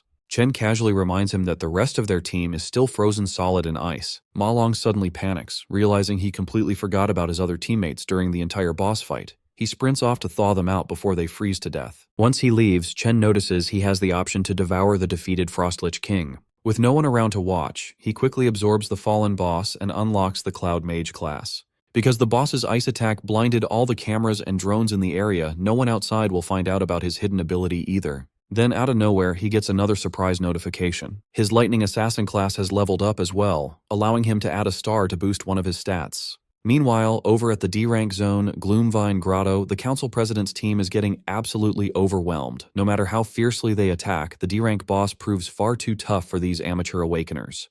The mage trying to hold the monster down with chains is already on the verge of collapsing. On top of that, the Lightning Archer's arrows feel more like a light massage than actual damage to the boss. The beast easily tosses them around like cheap action figures. The humiliation makes them question if all their combat training and simulations were completely pointless. They have never faced anything even close to this level of power. The mage quickly realizes that the president is their only real hope of winning. Standing far in the back line, the president strikes a dramatic pose. He charges up his ultimate skill while receiving power buffs from the support mages. Once he finally gathers enough energy, he launches himself at the boss with his flaming sword. The blade pierces straight through the monster's core. It then erupts into a storm of flames, melting the creature from the inside out. His teammates erupt in cheers, celebrating the rise of a legend whose name is sure to go down in the history books. The drone nearby announces that their team has cleared a grade D zone in just over 30 minutes. Completely fired up, his party is fully convinced they secured first place. They believe no other team could possibly beat that time. They eagerly exit the lair, expecting to see their names proudly shining at the top of the rankings. They soon walk through hallways filled with students who gave up and teleported out early. Most of them look completely traumatized, still haunted by the demons they faced for the first time. The president's lackey spots Chen and his squad sitting off to the side. One glance at the exhausted group makes it clear. They must have failed the moment they went inside. The lackey smugly walks over, mocking Chen for failing halfway through after acting so bold earlier. The loyal follower keeps talking, but his boss silences him because the Alliance vice chairman is approaching. The elegant man claps slowly and congratulates the students on their great performance. As he gets closer, the president keeps a calm face, while his followers nearly shake with excitement at standing in front of one of the world's most powerful men. President Ting confidently reaches out for a handshake. However, Mr. Cavendish completely ignores it, walking straight past him without even looking. Embarrassed in public, the president feels his pride shatter. To make matters worse, the vice chairman loudly calls his rival a true legend. He grips Chen's shoulder and announces to everyone that Chen cleared a D-rank dungeon in just 20 minutes. Not even professional teams from his own guild have ever broken a record like that. Both the council president and his lackeys are left completely speechless. They cannot figure out how 4 nobodies beat their 10-man squad's time and actually cleared a D-rank lair. Chen does not even blink. Getting praise from the most powerful man in the country means nothing to him. Still, he wonders why such an important figure personally came to this academy. Carl Cavendish calmly states that he will remember Chen's name very well. Then he turns to Gong Lin, the man who invited him here. The vice chairman casually mentions that his son is talented too, offering a weak compliment at best. That leaves a bitter taste in the mouths of both the father and son. With that said, the vice chairman announces that it is time for him to leave. The academy director quickly steps in to smooth things over. He announces the final results, saying that both top teams have tied in score. Because of this, they will all get an official invitation to join the Imperial Guild. That news sounds like music to Chen's roommates because they are basically set for life thanks to him carrying the team. President Ting's lackeys celebrate too, but Ting himself is far from happy with this result.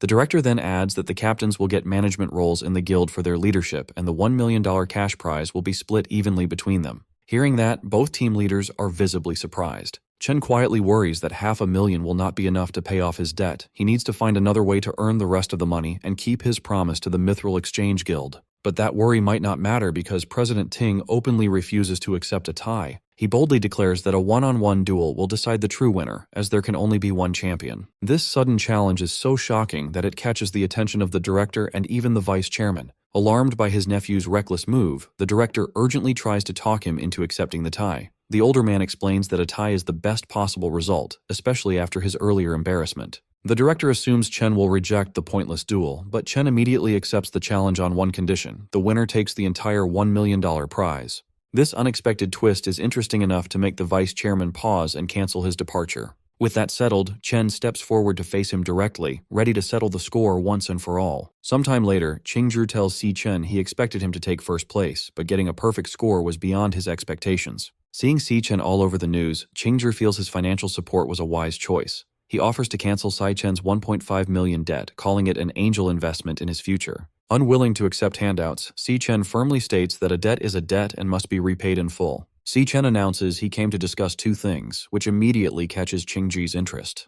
First, Si Chen requests a one-week extension on his repayment deadline. Because the graduation test ended in a tie, his prize money fell short by 500,000. He reveals his plan to get the rest of the funds, a one-on-one tiebreaker against the other champion, Gong Ting. The duel will happen next week inside a wild devil's cave outside the school. Qingzhi is shocked by this reckless idea, questioning why two students would enter a wild dungeon. He warns Si Chen that it is too dangerous without professional training. Unfazed, Si Chen tells him not to worry and promises to win the remaining $500,000. To make up for the extension, Si Chen promises to hand over all the monster materials he gathers from the cave as interest. Seeing Si Chen's lack of fear and clear focus on his debt, Qingzhi sweats in disbelief. He admits to himself that the young man is truly special. Si Chen casually adds that there is a second, more important reason for his visit. With a serious face, Si Chen bluntly states his final piece of news. Whatever he reveals leaves Qingzhi completely shocked, his mouth dropping open in disbelief. Speechless, Qingzhi stands up and stares at Si Chen in stunned silence. Later that afternoon at Qingshui Middle School, Si Chen's younger sister, Si Yun, celebrates the end of her final exams while her classmates complain about the difficult test.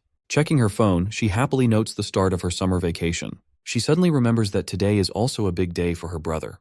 His graduation assessment. She looks at her phone's lock screen, which shows a cheerful selfie of her and Si Chen. 4 years ago, an excited Si Chen burst into the room with his admission letter from the National Awakener University, thrilled that he had elemental potential. A younger Si Yun excitedly asked if he was going to become an awakener like their parents. Full of hope, Si Chen promised to join a top guild, make money, and give her a better life. He also believed that gaining power would let him find the truth behind their parents' disappearance. Si Yun cheered him on, confident her brother would become a strong awakener. In a more recent memory, a sad Si Chen sat at his desk. He worried that he was already a senior and still hadn't awakened his powers, while Si Yun watched him. Noticing her worry, he quickly tried to hide his sadness. Forcing a smile, he told her everything was fine and he just needed to work harder. Si Yun reflects on her brother's journey. Despite working harder than anyone, he was the only student who failed to awaken. She realizes how lonely he must have felt watching his peers succeed, all while hiding his pain to protect her. Her classmate, Zhu Tong, runs up and greets her. Zhu Tong asks if Si Yun has heard the latest news. She reveals that the National Awakener University produced 2 genius graduates this year. Zhu Tong explains that both graduates led their teams to perfect scores and were praised by the vice chairman of the Guild Alliance, making their county famous. Zhu Tong remembers that Si Yun's brother goes to that university and asks about him. Si Yun hesitates, feeling sad about the question. Before she can answer, a pink-haired student interrupts them with a flirty greeting. The boy, school idol Jin Duoxin, smugly tells Si Yun he booked a private room and asks if she is free to join him tonight. Zhu Tong is shocked, asking since when Si Yun knew the school idol. Si Yun just looks very annoyed. Without saying a word to him, Si Yun turns and runs down the hallway as fast as she can. A confused Zhu Tong wonders why her friend is running away, while Jin Duoxin watches her leave. Sprinting home, Si Yun imagines her brother crying in failure while his peers celebrate. Desperate to comfort him, she decides to prepare a big feast to cheer him up. Later that night at their apartment, Si Yun prepares a huge, delicious spread of food with a hot pot and many side dishes. Si Chen is amazed by the feast, asking his sister how she made so much food so quickly. As Si Chen happily eats, Si Yun watches him quietly, full of concern. On the TV, the news broadcasts a report on the graduation test at the National Awakener University. Si Chen continues to enjoy his meal while the news details the visit of Vice Chairman Carl. Seeing him act so cheerful, Si Yun assumes he is just faking it to hide his failure. The news reports a rare dual champion event where 2 students got perfect scores. The broadcast reveals that Vice Chairman Carl praised one of the team leaders who earned the perfect score, announcing the name Si Chen. Hearing the name, Si Yun looks at the TV in shock. She cannot believe the news that her brother, whom she thought failed, is actually the genius with a perfect score. In a dark room, a bloody whip lies on the floor, and a voice coldly states that the stage has been set. The speaker is Gong Lin, standing over his beaten son, Gong Ting. Holding the whip, Gong Lin yells at him, saying he had invited a special audience for his son's victory. He scolds his son for ruining the performance he had planned. Covered in bloody marks, Gong Ting breathes heavily as his father angrily reminds him that he embarrassingly tied with a nobody. He declares that Gong Ting will no longer make his own decisions. He reveals that he has already taken control and rigged the upcoming tiebreaker. Gong Ting hangs his head in defeat as his father coldly states he will handle the situation himself. He vows to get the victory by any means necessary, obsessed with ensuring first place belongs only to the Gong family. Meanwhile, hearing the news, Si-yun turns to her brother and asks if the Si-chen mentioned on TV is really him. Si-chen calmly eats his dinner and confirms that it is indeed him. Shocked by the confirmation, Si-yun drops her spoon, which shatters on the floor, as a flash of lightning outside mirrors her surprise. She stares at him in disbelief, realizing her own brother achieved such a great feat during the graduation assessment. She is amazed that he not only led his team to a perfect score, but was also personally praised by the vice chairman of the Guild Alliance. A stunned silence settles over the dinner table. Overcome with emotion, Si-yun lowers her head and wipes away tears, thinking of him as her silly brother. With tears of joy and pride, she smiles at Si-chen, realizing he finally made it to the top. On the night of the graduation combat assessment on June 17, 2157, Vice Chairman Carl Cavendish relaxes in a private dining room eating some premium beef. While enjoying his meal, he asks his companion for a progress report on her current assignment. Sitting across the table from him is Ling Yu.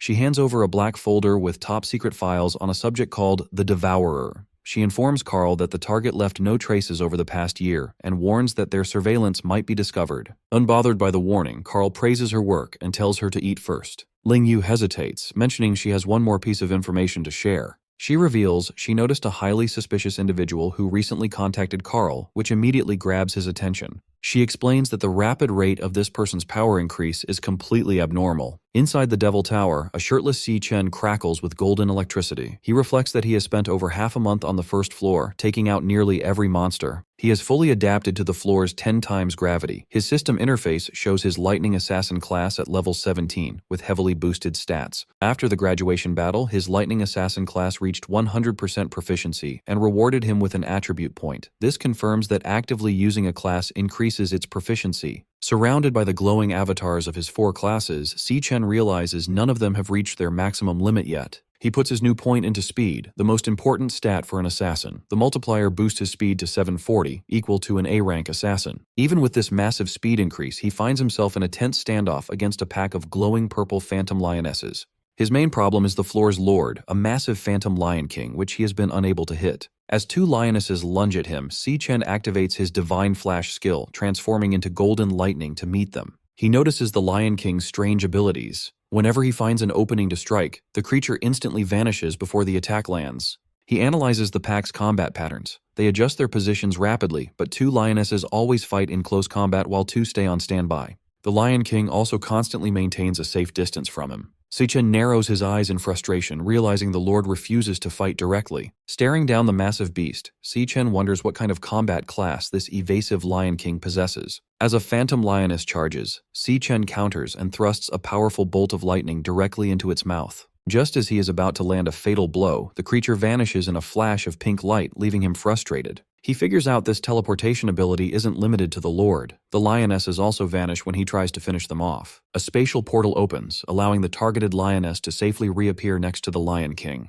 The pack's strategy becomes clear. The moment he pauses, another lioness lunges forward to bait his attacks. Determined to break their coordination, Si-chen channels Golden Lightning and unleashes a rapid flurry of slashes. However, the beasts keep vanishing before his blades connect. The pack strictly maintains its formation, teleporting back to the Lion King whenever they are in danger. The lionesses force Si-chen to constantly block their glowing claws. Every strike from Si-chen meets the same result, as the lionesses vanish to evade damage. They flawlessly rotate attackers through the portals, keeping a fresh beast on the assault. Si-chen continues to strike the lunging beasts, but the cycle persists as they vanish at the exact moment of impact. The lionesses continue their endless loop of attacks, forcing Si-chen into an exhausting battle. Sweating from the relentless pace, Si-chen glares at the Lion King, realizing the Lord is purposely dragging out the fight to toy with him. Leaping into the air to evade a beast, he wonders why he is stubbornly trying to beat teleporting enemies using only speed. Deciding on a new tactic, Si-chen opens his system interface and initiates a class switch, enveloping himself in freezing blue energy. As ice forms over his body like armor, he reasons that if the Lion King avoids direct combat, he doesn't need to use a close combat class.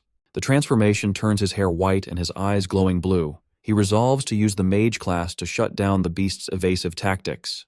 The system confirms his class switch to the level 17 Cloud Mage, Frostbone Skeleton King. Standing tall with an icy crown, Si Chen prepares to use his area of effect spells to control the battlefield. Now in his level 17 Cloud Mage class, Frostbone Skeleton King, Si Chen floats high above the battlefield and unleashes a wide-scale spell called Frost Spike.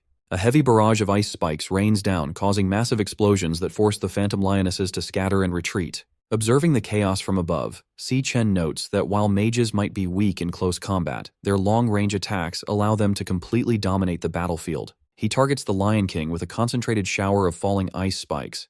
Just as the attack is about to hit, the beast uses its spatial ability to vanish. The Lion King emerges from a portal a safe distance away, easily dodging the strike. As the Lion King regroups with the other lionesses, a massive, swirling vortex of icy energy suddenly surrounds them, trapping the entire pack. Si Chen notes that by forcing the beast into his kill zone, he has stopped their hit-and-run tactics. Sensing danger from above, the panicked Lion King looks up to see Si Chen creating a giant sphere of freezing energy called a Frost Blast Bomb. Si Chen coldly states that there is nowhere left for them to hide, leaving the shocked Lion King to let out a desperate roar. Si Chen throws the massive ice bomb downward, detonating upon hitting the ground. The impact covers the entire area in a blinding flash of white light and freezing energy. When the light clears, the devastating power of the spell is shown, leaving the Lion King and its pack frozen solid within jagged pillars of ice. With his targets completely trapped, Si Chen does a rapid class switch, summoning a glowing pink sword into his hand. His eyes glow blue as he confidently declares that the battle on the Dreadspire's first floor is finally over. Using his Stellar Warrior class, Si Chen leaps toward the frozen targets and unleashes a heavy downward strike called Triple Cataclysm.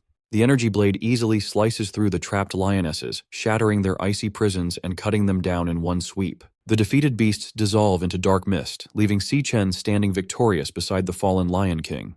The system confirms his victory. His alias, Ash C, levels up to 24, and he is rewarded with several Phantomane bones and a rare heart. A new prompt appears over the defeated Lion King, showing the boss monster is ready to be devoured. Si Chen stands over the dead beast, gathering a bright light in his hand as he starts the absorption process. His eyes glow red as he focuses his energy on the body, wanting to find out what evasive class the monster used against him. Activating his absorber ability, Si Chen pulls a swirling vortex of dark red energy from the fallen beast into his fist. The energy forms a new system card in his palm, revealing the Lion King's Stellar Tamer class. The card explains its annoying abilities, forcing contracts with other beasts and instantly teleporting them across the battlefield. Examining the Stellar Tamer card, Si Chen reflects that he has never seen a class like this before. This discovery helps him understand why the boss avoided direct combat. He figures out that the Lion King's base stats were simply too weak, forcing it to hide behind its teleporting minions. Reading the card's skills, Si Chen admits that the Stellar Warp teleportation ability is incredibly powerful.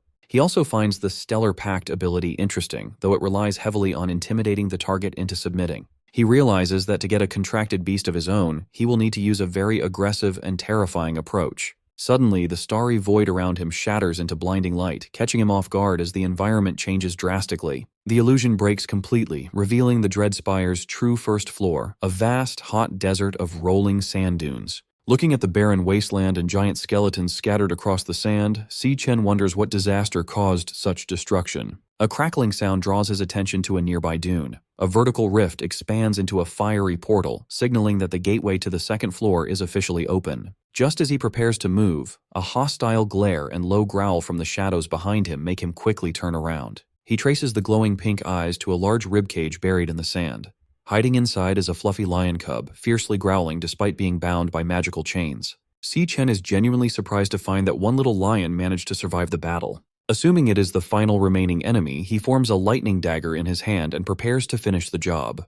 As he approaches the hiding cub, he realizes a crucial detail. Since the cub didn't disappear when the Lion King died, it must not be one of the boss's contracted minions. Looking closer at the chains wrapped tightly around the small creature, Si Chen wonders if the Lion King had kept the cub imprisoned there against its will. Staring down at the bound cub, Si Chen gives an intimidating glare, leaving the tiny creature completely terrified. Instead of attacking the cub, Si Chen quickly swings his dagger to shatter the magical chains holding it captive. Freed from its bindings, the little lion falls safely onto the sand. Si Chen turns away, calmly stating that he is giving the cub its freedom back. As he prepares to leave, Si Chen asks the cub if this ruined place used to be its home. The tiny lion shakes off the dust as it watches him. With a sympathetic look, Si Chen reflects on the tragedy of watching loved ones die and seeing everything you care about destroyed. The cub stares at him as Si-Chen admits he knows exactly what that pain feels like. Walking toward the portal, Si-Chen advises the cub to stay alive and keep moving forward, announcing it is time for him to head to the next floor. Suddenly, a glowing system interface appears beside his face showing a beast contract request. Since the beast started it voluntarily, the success rate is 100%. The contract also unlocks 2 passive skills, sharing experience to boost stats, and letting Si-Chen see through the beast's eyes if it is in danger. Si-Chen stops and looks back, genuinely surprised by the unexpected prompt. The white cub sits on the sand, looking up at him as the system identifies it as Lion King Leo and asks if Si-Chen accepts the creature's request to become his contracted beast. Si-Chen looked at the small lion cub, Lion King Leo, asking if it truly wanted to accompany him. The cub answered with a resolute roar. Standing before the fiery portal, Si-Chen explained his plan to ascend the Dread Spire, warning that the monsters would only grow more dangerous. He cautioned the cub that it could die, asking for final confirmation. Leo responded with another fierce roar. Seeing the cub's resolve, Si-Chen accepted its decision. Their eyes glowed with a bright pink pentagram. The system announced that the contract was accepted, officially establishing their pact. The system displayed the Stellar Tamer class and Stellar Pact ability, which allowed forced contracts based on deterrence, but the beast would die if the master perished. 2 passive skills were activated. One boosted the beast's stats and shared its experience, and the other granted the master the beast's vision if it was in danger. Finally, Stellar Warp unlocked, allowing him to teleport to or summon the beast. With their bond formalized, Si-Chen smiled and declared it was time to move. The energetic cub bounded alongside him. Approaching the vortex of flame, Si-Chen gave Leo one rule. During a fight, its only focus was to survive. Si-Chen then stepped through the fiery threshold. They emerged onto a rocky cliff in a vast subterranean landscape filled with molten rock and pillars of liquid fire. Sweating heavily, Si-Chen remarked on the scorching heat, feeling as though the intense temperature could melt him. As they explored, Leo peered over a molten chasm.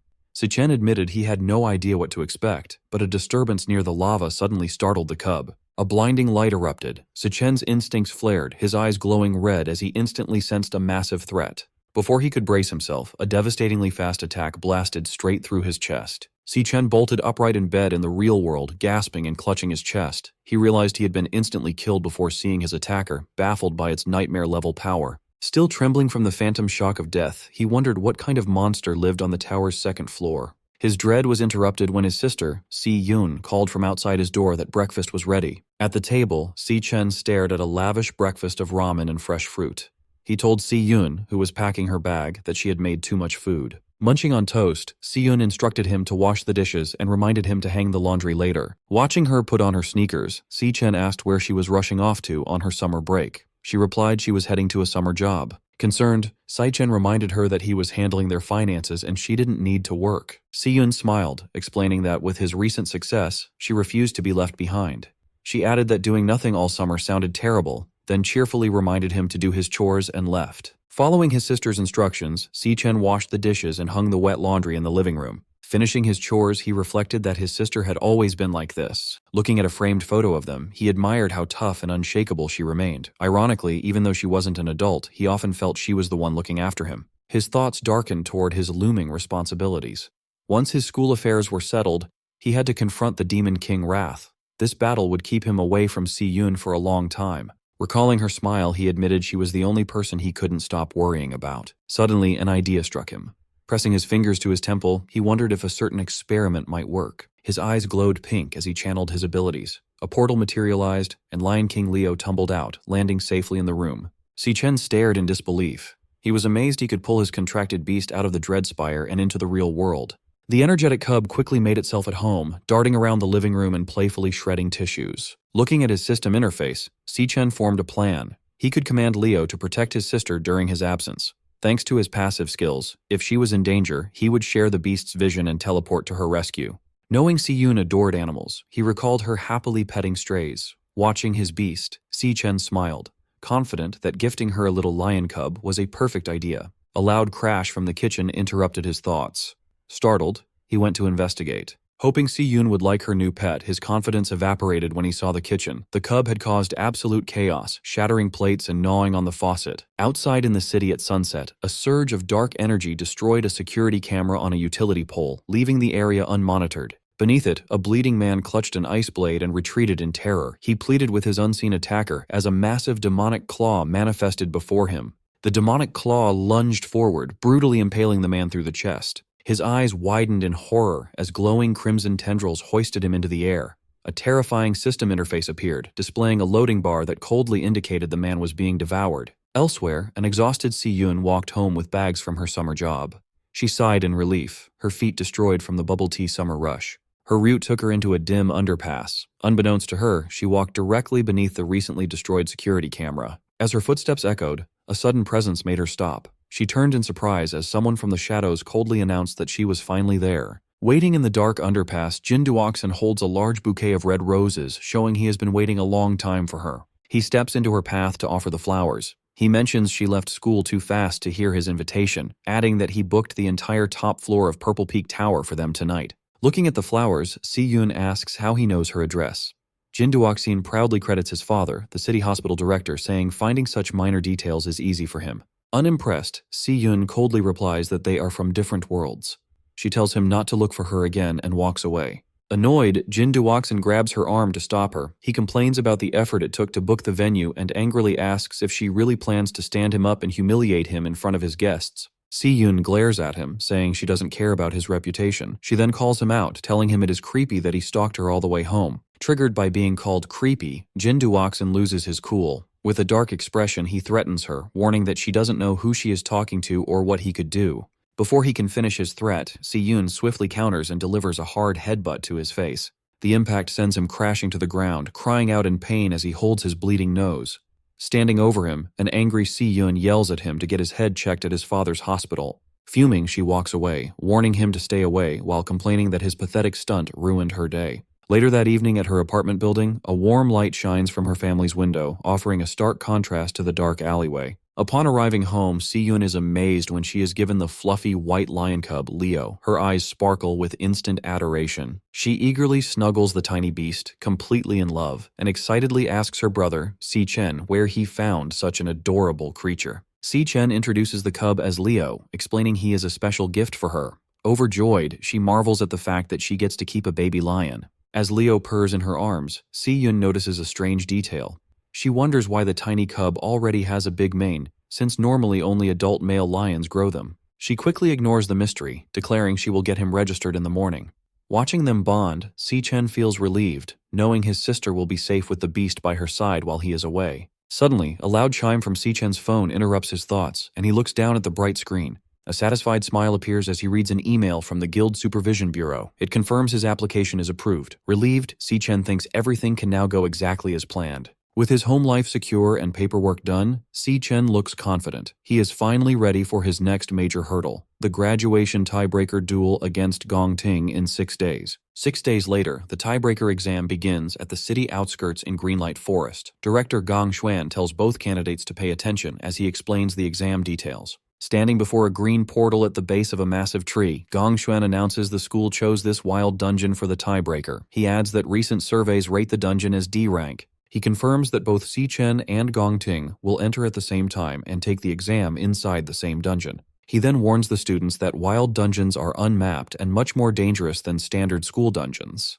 Because of this risk, 3 senior guild members from Easternia will join as examiners. They will enter the dungeon with the candidates to keep them safe and score their performance. The team includes Ivan from the Imperial Guild, Yasmin Kai from the Divine Eye Guild, and Sato Woda from the Silver Guild. Gong Xuan explains that the final scores will be decided by what these 3 examiners see. Meanwhile, a live video feed of the exam is shown in a dark VIP room at the academy. Watching the screen, Gong Lin smirks.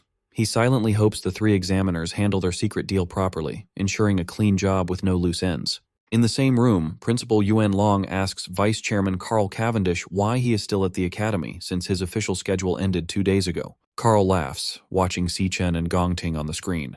He replies that nothing is more interesting than this event, admitting he hasn't seen 2 real prodigies fight in years and refuses to miss it. Pointing toward the green portal, Director Gong Xuan loudly declares the official start of the graduation tiebreaker exam.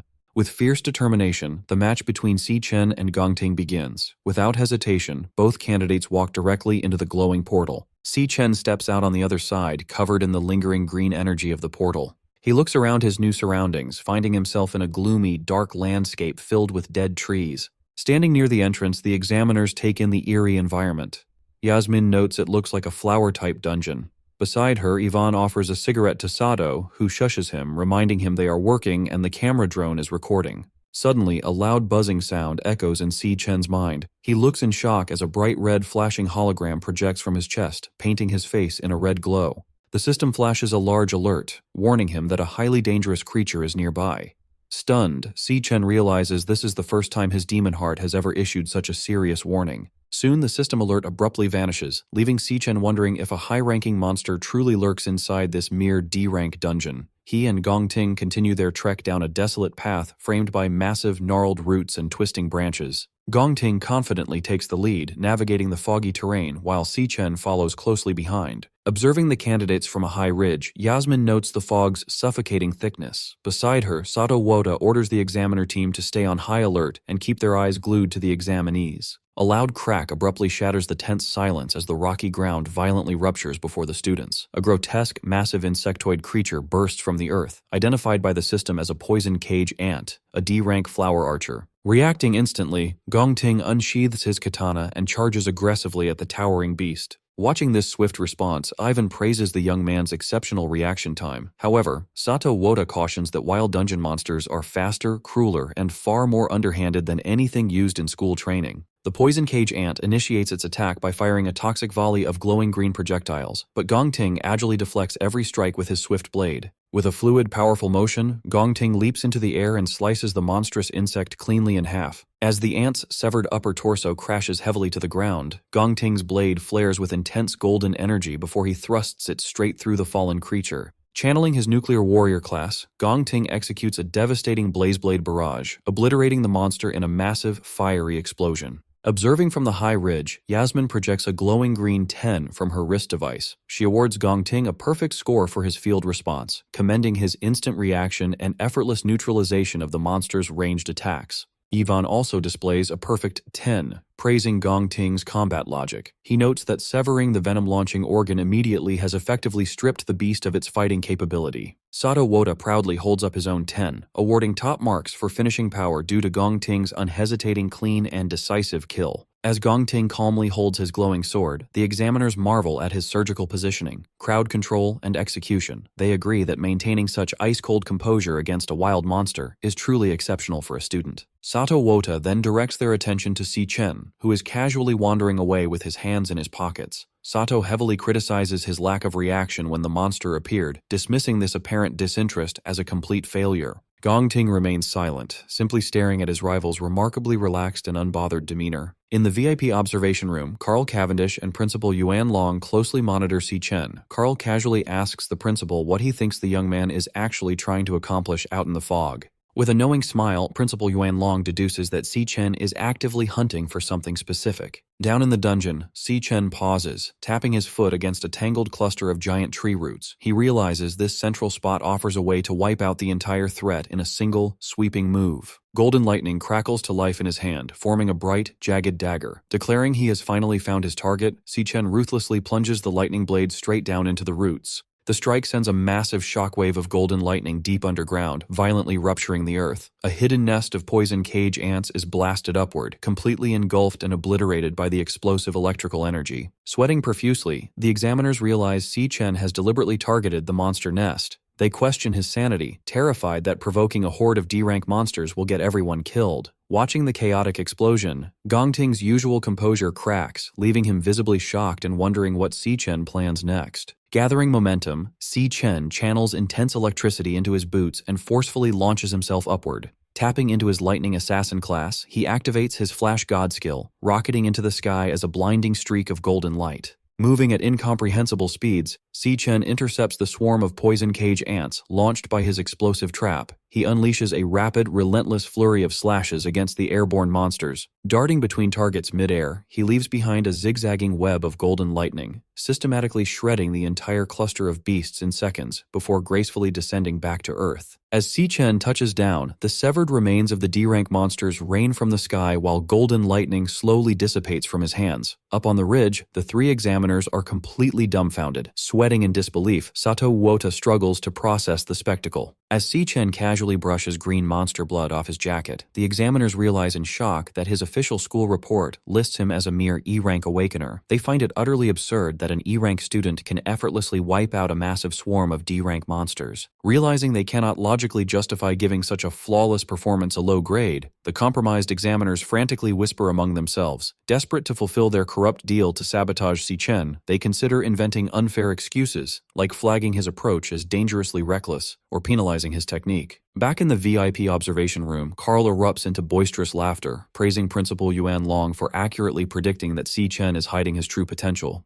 Carl notes how spectacular it is to witness such an intense display when the exam has barely begun, eagerly anticipating how Gong Ting will respond to this overwhelming power. Standing behind him, Gong Lin remains dead silent, his expression rapidly darkening as he watches the monitors. Suddenly, the live feed on the large monitor is torn apart by heavy digital static. The image glitches wildly before going entirely blank, replaced by a stark red warning indicating a lost signal. Principal Yuan Long furrows his brow, staring at the dead monitor and questioning aloud why the transmission is cutting out yet again. Outside the dungeon entrance, rapid warning beeps blare from the monitoring equipment. A technician frantically types at his console as the system flashes a critical alert regarding a severe signal anomaly. The diagnostic screen shows the dungeon's official D-rank classification violently glitching into an unreadable question mark. Simultaneously, internal communication signal strength crashes to absolute zero. The technician stares at the corrupted data in pure shock. Director Gong Xuan breaks into a cold sweat, demanding to know what catastrophic event is happening inside the dungeon. Their panic peaks when the portal's swirling green energy suddenly dissipates. The glowing threshold vanishes entirely, leaving nothing but an ordinary empty cave opening that effectively traps the candidates inside. Deep within the isolated dungeon, a sinister, ethereal melody begins echoing through the gloom, physically manifesting as floating, glowing pink and green musical notes. Si Chen freezes, listening intently to the eerie tune. He immediately recognizes the terrifying presence hidden within the melody. It is the voice of the Demon King, Wrath. Outside the dungeon at 4 p.m., the cave entrance suddenly seals itself, morphing into a solid rock face. Director Gong Xuan panics, demanding to know how the gateway has vanished. A technician reports a complete loss of connection, noting that the equipment threw a series of critical signal errors just moments prior. Sweating with anxiety, he orders his staff to get command on the line immediately. He fears that a catastrophe has just unfolded inside the isolated dungeon. Meanwhile, inside the dungeon, an eerie melody physically manifests as floating musical notes in the air. Si Chen and Gong Ting pause, taking notice of the bizarre phenomenon surrounding them. The examiners are equally confused by the sudden shift in the atmosphere. Yasmin Kai asks the others if they hear the noise, and Sato Wota confirms that it sounds like strange music. Feeling the heavy rhythmic thuds of the melody, Si Chen grows deeply alarmed. He immediately recognizes the sound as the voice of the Demon King, Wrath. He desperately wonders why Wrath is present in this low-level dungeon, knowing the Demon King is not supposed to appear for another 3 years. Suddenly, the Demon Heart system bombards Si Chen with severe high-danger alerts. He tenses up, realizing the interface is screaming at him about an imminent, lethal threat. As heavy thuds shake the ground beneath him, Si Chen realizes that something massive stands right behind him in the fog. A sinister laugh echoes through the cavern as a towering, shadowy figure approaches through the thick mist. Visibly shaken by the overwhelming presence, Sato Wota wonders what kind of monster hides in the fog, just as 2 glowing eyes pierce the gloom. The creature steps into view, revealing itself as a grotesque humanoid mantis monster radiating dark energy. Glaring down at the group, it sinisterly welcomes the humans and declares that they have walked right into its trap. Stunned to hear the creature speak, Sato Wota realizes that a monster capable of forming words must be at least a high-tier C-rank beast. He frantically questions how such a powerful entity can possibly exist inside a D-rank dungeon. Fearing the high-level monster will slaughter the students, Sato summons a massive, glowing axe and leaps forward to intercept it. He urgently orders everyone to get behind him for protection. Before Sato can even land his strike, the mantis demon counters with blinding speed. In a single, brutal motion, it swings its scythe-like appendage and cleanly severs Sato's entire arm. As the other examiners freeze in horror, the mantis demon instantly vanishes and reappears directly behind Gong Ting. Raising its bloodied scythe, it mocks the group, telling them to curl up and accept their fate. With a sickening thud, the monster ruthlessly drives its blade straight through Gong Ting's shoulder and out of his chest, commanding the young man to die. Despite being impaled, Gong Ting grits his teeth through the agonizing pain. Instead of falling, a fierce, crazed grin spreads across his face. Capitalizing on the monster's close proximity, Gong Ting swings his flaming golden sword down and brutally chops off the creature's trapped scythe arm, leaving the mantis demon wide-eyed in shock. Without missing a beat, Gong Ting follows up with a powerful mid-air kick that launches the crippled beast backward across the rocky terrain. Bleeding heavily from the massive hole in his shoulder, Gong Ting ignores his severe injuries and glares with glowing eyes. He declares that since the Overlord drew first blood, the kill belongs to him under the principle of combat priority. He fiercely warns Si Chen not to dare interfere in the fight. Si Chen watches the monster intently, his eyes glowing green as he uses his abilities to assess the creature's true power. The system interface updates the mantis demon's classification, confirming to everyone that it is actually a highly dangerous C-rank high-tier beast. Seeing the massive hole in Gong Ting's shoulder, Yasmin Kai urgently yells at him to get medical treatment. She pleads with him to suspend the exam and let them pull him out, warning that the monster is completely out of his league. Gong Ting flatly refuses. Gathering intense fire magic in his hand, he completely rejects the idea of giving up. Si Chen watches in shock as Gong Ting presses his burning hand directly against his bleeding chest, using the raw heat of his own flames to painfully cauterize the severe wound. Pushing through the agonizing pain, Gong Ting fiercely declares that the fight does not end until one of them is dead. Without hesitation, Gong Ting leaps high into the air and brings his flaming sword down toward the crippled mantis demon to continue his assault. Meanwhile, outside the sealed dungeon, Silas Lin, the leader of the Imperial Guild's King Squad, assesses the vanished entrance. He calmly explains that this phenomenon indicates a highly intelligent monster operates inside, one that purposely lured the humans in before snapping the trap shut.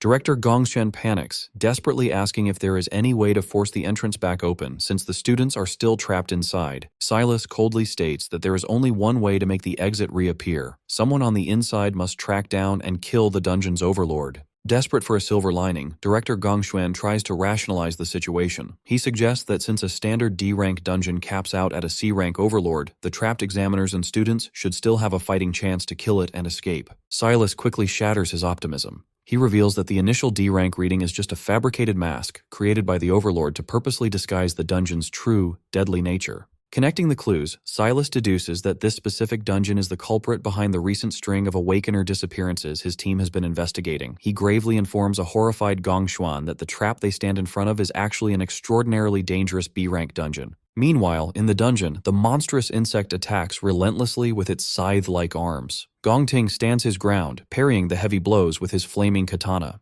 He quickly retreats to evade a sweeping strike. As the beast raises its arm for a devastating blow, Gong Ting vaults into the air. The creature's attack misses. Its bladed limb buries deep into the ground and becomes firmly stuck. Seizing the opportunity, Gong Ting declares that he has the monster trapped. With a swift, powerful swing of his glowing sword, he severs the creature's head. The decapitated head tumbles across the rocky terrain as the rest of the group gathers. Yasmin watches in stunned disbelief, amazed that Gong Ting has managed to defeat the Overlord entirely on his own.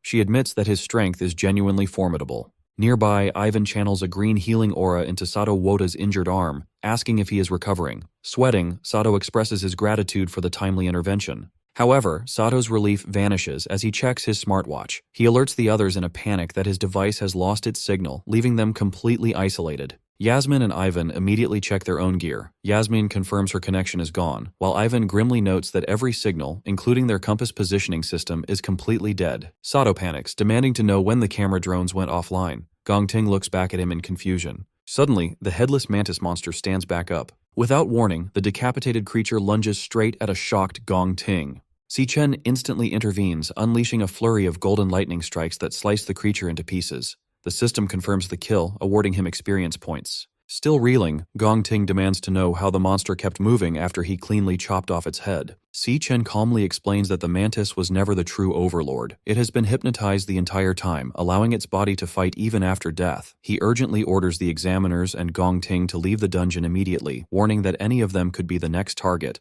Defensive, Gong Ting questions how Si Chen could possibly know that. Sato angrily accuses Si Chen of losing his mind, insisting there can only be one C-rank overlord in the dungeon. He argues that the high-tier monster they just fought has to be the boss, as nothing else makes sense. Before Si Chen can argue further, his system floods his vision with critical warnings of a highly dangerous creature. Suddenly, a massive, pulsing wave of psychic energy sweeps through the cavern. Caught in the blast, Yasmin, Ivan, and Sato's eyes begin to glow with a sinister pink light as the true Overlord's hypnosis takes complete control of their minds. Realizing his warning has come too late, Si Chen quickly activates a wireless earbud. He immediately recognizes the distinct pulsating sound wave. In his past life, he witnessed the Demon King, Wrath, use this exact frequency to seamlessly hypnotize and slaughter millions of ordinary humans across the globe. He turns to see Yasmin, Ivan, and Sato perfectly synchronized, marching forward in a mindless trance. Convinced that the dungeon's true overlord is directly connected to Wrath, Si-Chen coldly resolves to face the creature head-on.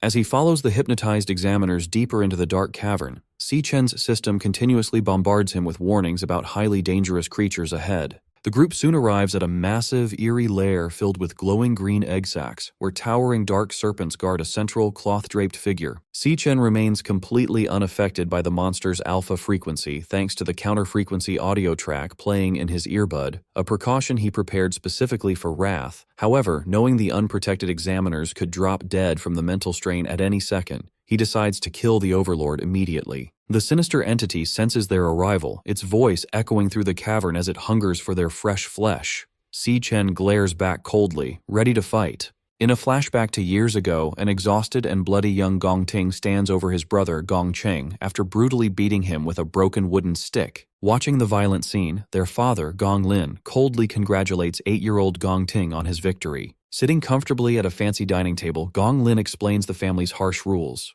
The winner earns the right to eat, while the loser, young Gong Chung, must kneel on the ground until sunrise. Left outside, a bruised and beaten Gong Chung kneels obediently as his stomach growls from hunger. Gong Ting secretly approaches his defeated brother and offers him a piece of bread. Surprised and scared, Gong Chung whispers that their father will severely punish him if he gets caught. Ignoring the risk, Gong Ting firmly tells his brother to shut up and eat. However, Gong Ting's act of kindness is quickly discovered. He is viciously slapped across the face and forced to kneel on the floor, trembling as his father holds a whip over him. Standing over his beaten son, Gong Lin asks if he understands why the Gong family has so much power and status today. He proudly declares that it is because he has never lost a single fight. He drills his ruthless mindset into his son, stating that winners make the rules and losers are forced to follow them. Still defiant despite the abuse, young Gong Ting asks his father if beating him means he gets to make the rules. Gong Lin simply laughs at the challenge. Years later, a badly beaten Gong Ting collapses to his hands and knees. He coughs up blood as his shattered sword falls to the ground, angrily asking his father why he refused his challenge for a fair duel.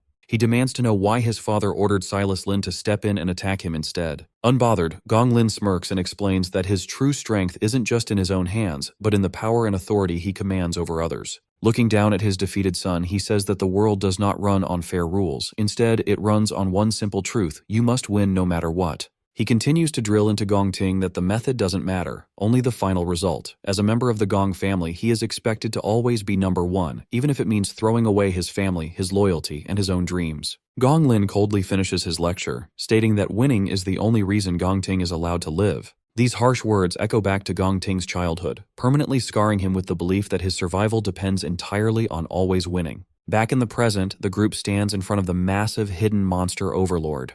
It is surrounded by a nest of giant snakes and glowing green egg sacs. Si-Chen remains completely unaffected by the creature's mind control magic because he prepared a special audio track in his earbud, expecting to face the Demon King Wrath sooner or later. Knowing the hypnotized examiners have no protection and could die from the mental strain at any second, he decides to kill the beast immediately. Right before he can attack, Gong Ting suddenly grabs his wrist and desperately whispers for him to stop. To break free from the monster's mind control, Gong Ting roughly digs his fingers right into his own severe chest wound, spilling fresh blood onto the floor. Breathing heavily from the intense pain, he admits he doesn't know how Si-Chen resisted the trance.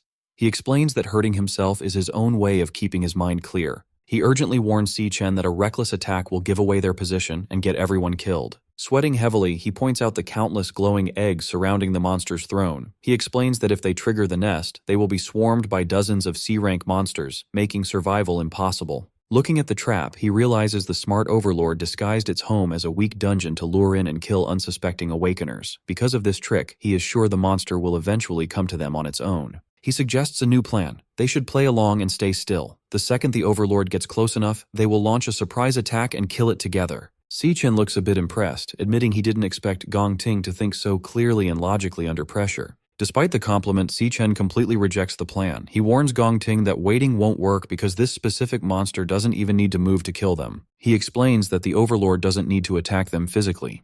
With just a single thought, it can force anyone under its spell to kill themselves. Just as he says this, the hypnotized examiners prepare to end their own lives. Sato pulls out a saw, Yasmin points her gun at her head, and Ivan begins choking himself. Acting instantly, Si-Chen uses his lightning speed to strike all 3 examiners, knocking them safely unconscious before they can hurt themselves. The sudden movement catches the Overlord's attention.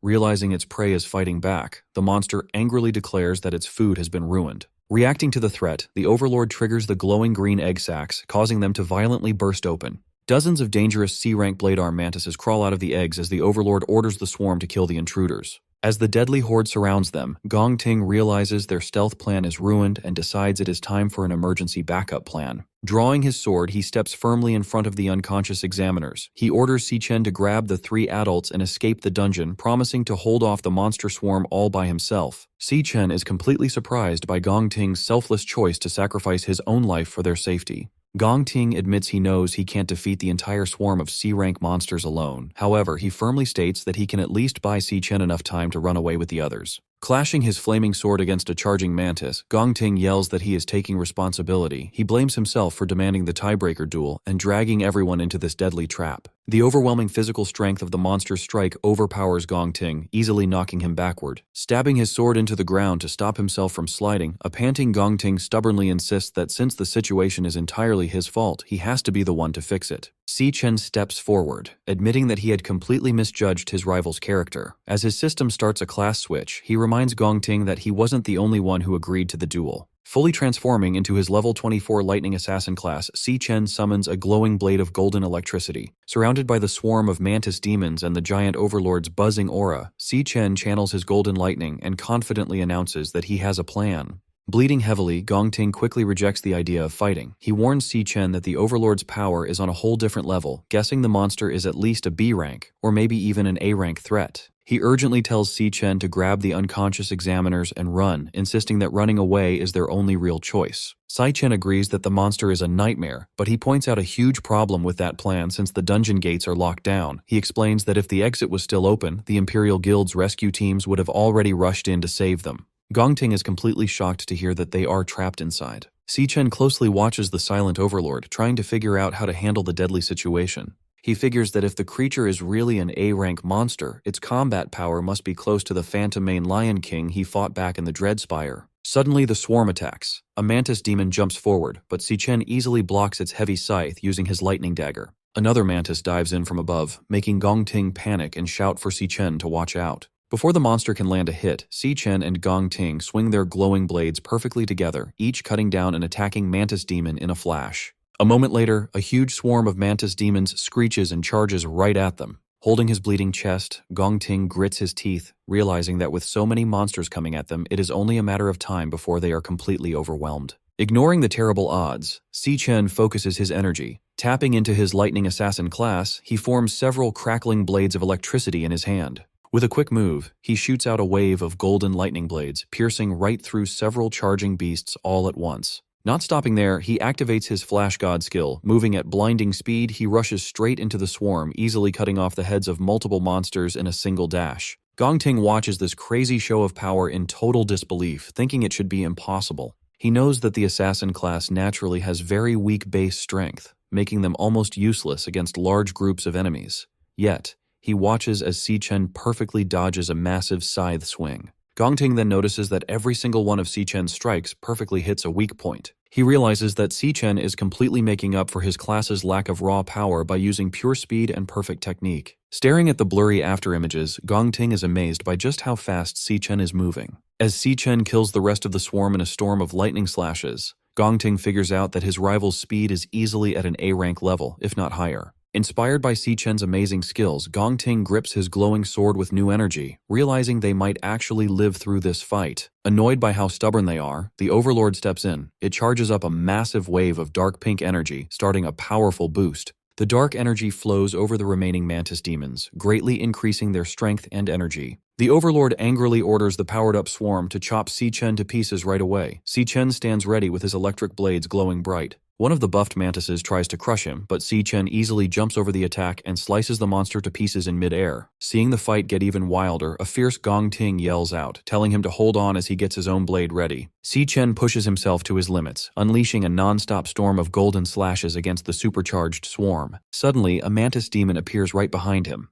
Relying on his crazy speed, Si Chen vanishes just in time to dodge the deadly strike. He reappears and instantly fights back with a rapid storm of close-range slashes, but his attacks fail to cut through the creature's tough new armor. The angry mantis hits back with a heavy blow. Si Chen blocks the strike but gets pushed far back by the sheer force of the hit. Panting heavily, he realizes that the Overlord's boost has pushed every single stat of these monsters right into the B-rank level. He notes that their shells have become as tough as solid iron, making it impossible to easily stab their weak spots, so he figures they need a way to completely break the armor first. Behind him, Gong Ting shouts his thanks, knowing Si Chen has bought him the time he needs. Abandoning his speed, stamina, and elemental control without hesitation, he pours every remaining ounce of power into pure strength. Flames erupt around his sword in a massive exploding pillar, Leah. Later that evening in the rental apartment, Ju Tong arrives with bags of groceries and apologizes for taking so long to buy the drinks. Si Yun, with Leo resting on her shoulder, tells her not to worry since her brother is not back yet anyway. Ju Tong is surprised to hear that he is still out. Ju Tong asks if Si Yun's brother knows she passed the Art Academy exam. Si Yun replies that she has not told him yet, but she did let him know she had huge news to share. Figuring he is just running late, she suggests they start without him. Just then, Si Yun holds up an empty jar and realizes they have run out of garlic sauce. She tells Ju Tong to wait at the apartment while she and Leo make a quick run to the store, adding that she will grab some snacks so they can celebrate properly. Shortly after, Si Yun finishes her shopping at a local convenience store and heads back outside. As they walk, Leo happily eats some food while hiding inside her backpack. Si Yun smiles and calls him a little angel for being so quiet the entire time. She warmly praises the cub for being a good boy and promises to buy him cookies next time. Without Si Yun knowing, she is being watched from a nearby alley. A man standing with a hooded partner holds a picture of her and reports over his radio that he has found their target. He then asks if they should attack. A voice over the radio tells him to wait and follow her until she is out of range of the street cameras. The man confirms the order and keeps watching. As Si Yun walks home, the sound of heavy footsteps follows closely behind her. The stalkers match her pace and start to close the distance. Knowing that the men have been following her since she left the store, Si Yun wonders what exactly they want from her. Hidden inside her backpack, Leo lets out a warning growl. Si Yun gently holds him and asks the cub if he senses the danger too. She whispers for Leo to stay hidden inside.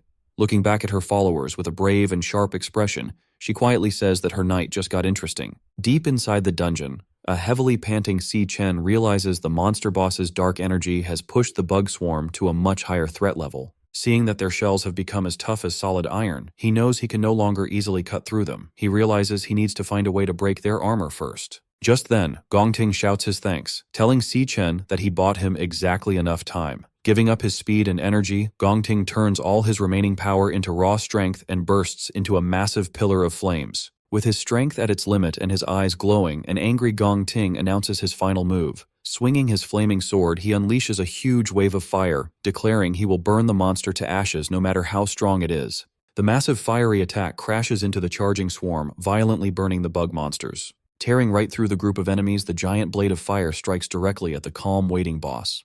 The strike explodes upon impact, trapping the monster in a huge, blinding blast of fire. Barely able to stand, Gong Ting falls to his knees and leans heavily on his sword. He realizes that his physical energy and magic are completely gone. Wiping sweat from his face, a tired Gong Ting breathes a sigh of relief. As the flames clear to show the burned remains of the swarm, he happily says that the fight is finally over. However, an evil laugh echoes from inside the fading fire.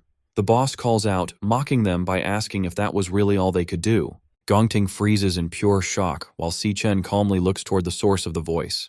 The smoke clears to show the boss completely unhurt, protected inside a massive, glowing green shield. The monster glares down at them and calls their attack disappointing. Total fear washes over Gong Ting's face. He loses all hope, realizing he just used every last drop of his power and still failed to leave a single scratch on the creature. Staying perfectly quiet, Si Chen looks closely at the enemy's defense. He realizes that right before the fire attack hit, the boss drained the life from the remaining monster eggs to build a shield strong enough to block anything. Barely able to stay standing, a defeated Gong Ting breathes heavily. He loses all hope and wonders if this is really how they will die. Stepping past the broken Gong Ting, Si Chen offers him a deal. Starting to change his combat class, he offers to let Gong Ting take first place in the exam, but only if Si Chen gets to keep the entire cash prize. He adds one strict rule: Gong Ting must never speak a word about what he is about to see. Calling forth his glowing sword, Si Chen fully changes into his secret demonic class. Gong Ting stares in disbelief, shocked to realize that his rival actually has two different combat classes. Without warning, streams of glowing pink energy begin to violently pull themselves out from the dead bodies of the bugs. He activates a special skill that drains the leftover energy and strength from the nearby dead bodies, turning it directly into his own power. A massive pillar of pink energy bursts around Si Chen as his power levels rapidly shoot up to new heights. Covering his face from the strong wind, Gong Ting watches the incredible display of power in pure shock. Even the boss pauses, silently staring at the boy. Breathing out a cloud of energy through his sharp teeth, Si Chen feels his strength and stamina reach their absolute limit. Glowing with a dark demonic energy, he confidently repeats his earlier claim. He will kill the monster himself. The Overlord makes its next move, casting Soul Rest Enigma. A surge of energy burst from the monster's glowing green shield, flooding the cavern with psychic pressure. The mental assault slams into Gong Ting. Bleeding and spent, he grabs his head in agony, cursing the hypnosis clawing at his mind again. Si Chen, fully transformed, doesn't even flinch. The Overlord freezes when Si Chen starts walking toward it, with his massive sword resting on his shoulder. Confused, the monster demands to know why its hypnosis has no effect on him. Frantic to put him down, the Overlord fires off Sonic Hell, blasting a shockwave outward. The force rips through the cavern, but Si Chen holds his ground while Gong Ting buckles under the pressure, crying out in pain. The Overlord locks its gaze on the boy. Si Chen stares right back, eyes glowing. He takes a step forward and keeps walking, heading straight for the shielded monster. Panic hits the Overlord. It stammers, unable to understand how its attack did nothing. The Overlord commands its summons to tear Si Chen apart, and a massive shadowy serpent lunges at him. Si Chen grips his glowing sword and with one brutal swing splits the serpent's head in two. The beast crashes to the ground. Two more giant serpents dive at him from above. He braces, swings his blade in a wide arc, and takes both their heads off in a single cut. With his path clear, Si Chen charges straight toward the Overlord. The monster laughs, declaring its barrier can't be broken. Si Chen asks if that's true and leaps high, positioning himself above the glowing shield. The system announces his stellar warrior skill, Ossuary Collapse, draining the remaining strength from surrounding monster corpses to feed his own power. Si Chen lets out a roar. He brings his sword down with everything he has, and the barrier shatters into pieces. The Overlord stares in disbelief. Gong Ting can't believe it. His rival just destroyed the shield in a single hit. Si Chen drops his weapon and charges his fist with blinding energy. The system confirms the activation of Triple Cataclysm in crushing mode. He drives his fist through the Overlord's body, blowing it apart with a surge of raw energy. The punch slams the Overlord into the ground. As the smoke clears from the crater, the Overlord, reduced to a shadowy remnant, mutters, half dead. Standing over the broken monster, Si Chen orders it to talk. He wants to know its connection to Wrath. The Overlord is stunned, asking how a human could know Lord Wrath's name. Si Chen demands an answer. The Overlord spits back that if it knew where the Demon King was, it wouldn't be rotting in this dungeon instead of trying to break his seal. Si Chen freezes. The implication hits him. Someone in this world managed to seal Wrath away. The Overlord bursts into laughter, warning that Lord Wrath will rise again. It vows the Demon King will reclaim his armies and slaughter every last human down to the bone. The Overlord's core ruptures and dissolves into the air. Si Chen reaches out as the system activates, devouring the monster's glowing green essence. The system confirms the absorption, granting Si Chen a new Flower Mage class called Phantom Sorcerer, equipped with the Overlord's psychic attacks and barrier skills. His level jumps to 25, and he earns 3 rare black-scale snake galls. Reviewing his new class, Si Chen connects the dots. Wrath didn't just appear out of nowhere in the future. The Demon King had already been trapped in their world long before the invasion began. A massive hidden conflict happened in the past to seal him, and Si Chen knows nothing about it. His thoughts break when he notices Gong Ting limping toward him. Injured and coughing blood, Gong Ting admits he never expected to fight a dual-class user. He concedes that Si Chen is on another level and acknowledges him as the winner of their duel. Gong Ting gives his word that Si Chen's secret is safe, promising to take everything he saw today to his grave. His strength gives out. He coughs up more blood and drops against the cavern wall. Si Chen tells him to hang on. With the Overlord dead, the dungeon exit should reopen, and the guild's rescue teams will pour in any second. Then Si Chen freezes. His passive pact skill triggers, flooding his mind with a warning. The system forces a shared vision on him, showing what his contracted beast, Leo, is looking at. A hostile man radiating dark, swirling energy. Si Chen realizes where Leo is and yells his sister's name. The psychic link reveals an awakener with glowing green eyes, commanding shadowy tentacles. The man is cornering a terrified Si Yun, who clutches Leo to her chest, shielding the small cub from the creeping appendages. Late afternoon on June 24th, Si-yoon is making her way back home through the narrow streets of the city. Ever since she stepped out of the convenience store, she's had some seriously creepy shadows matching her every step. Two smirking thugs are trailing right behind her. Hidden inside her backpack, little Leo can sense the hostility too, letting out a tiny, protective growl. Feeling the backpack shift, Si-yoon asks her cub if he's sensing the danger as well. But instead of panicking, she gently holds the bag and tells her little partner to stay completely hidden inside. Rather than getting scared, Si-yoon turns back with a fierce, brave expression. Honestly, she's almost glad they followed her because her boring night just got a whole lot more interesting. She immediately taps into her survival instincts. When you're being followed, rule number 1 is to get somewhere crowded. Charging down a flight of stairs, she heads straight for the bustling market district. At this time of evening, the local restaurant row is absolutely packed. Using the chaos of the dinner rush to her advantage, she quickly slips into the massive crowd, effortlessly blending in with the shoppers and diners to break her stalker's line of sight. Behind her, the thugs are quickly losing ground. The beanie-wearing guy starts aggressively shoving people aside, frantically trying to force his way through the dense crowd. But Si-yoon's evasion game is on point. The exact millisecond they get distracted by the busy crowd and look away, she vanishes into thin air. The two thugs are left standing in the middle of the street in absolute shock. They panic, looking around for any sign of her. Meanwhile, Si-yoon makes a quick run into a quiet, secluded alleyway to hide. She catches her breath and looks back, relieved to confirm that the creepy stalkers are finally gone. Just as Si-yoon thinks she's managed to escape, a heavy step echoes right in front of her. She stops dead in her tracks, startled to find a shady older man with slicked back white hair standing on the steps of her own apartment building. Casually puffing on a cigarette, he mockingly complains that he's been waiting forever because the building's door is locked. Her heart drops as she realizes this was a coordinated setup. Horrified, Si-yoon backs away, demanding to know who they are and how on earth they figured out exactly where she lives. Before she can get any answers, the two thugs from earlier catch up and block her exit, laughing about how the little chick can certainly run fast. Realizing she is completely cornered, Si-yoon tries to make a desperate break for it, dashing down the corridor, while the gang of hunters laugh maniacally at her futile attempt. But these guys aren't just ordinary street thugs. They're awakeners. Suddenly, a blast of ice magic shoots out, instantly freezing her foot solid to the ground. The sudden momentum sends her crashing face first onto the hard pavement, knocking her backpack away. Her foot is completely shattered in ice as a glowing blue, frost-coated hand looms over her. The disgusting beanie thug stands over her, drooling like a psycho. He mockingly asks if she's all tuckered out, telling her to take a little breather and keep him entertained for a while.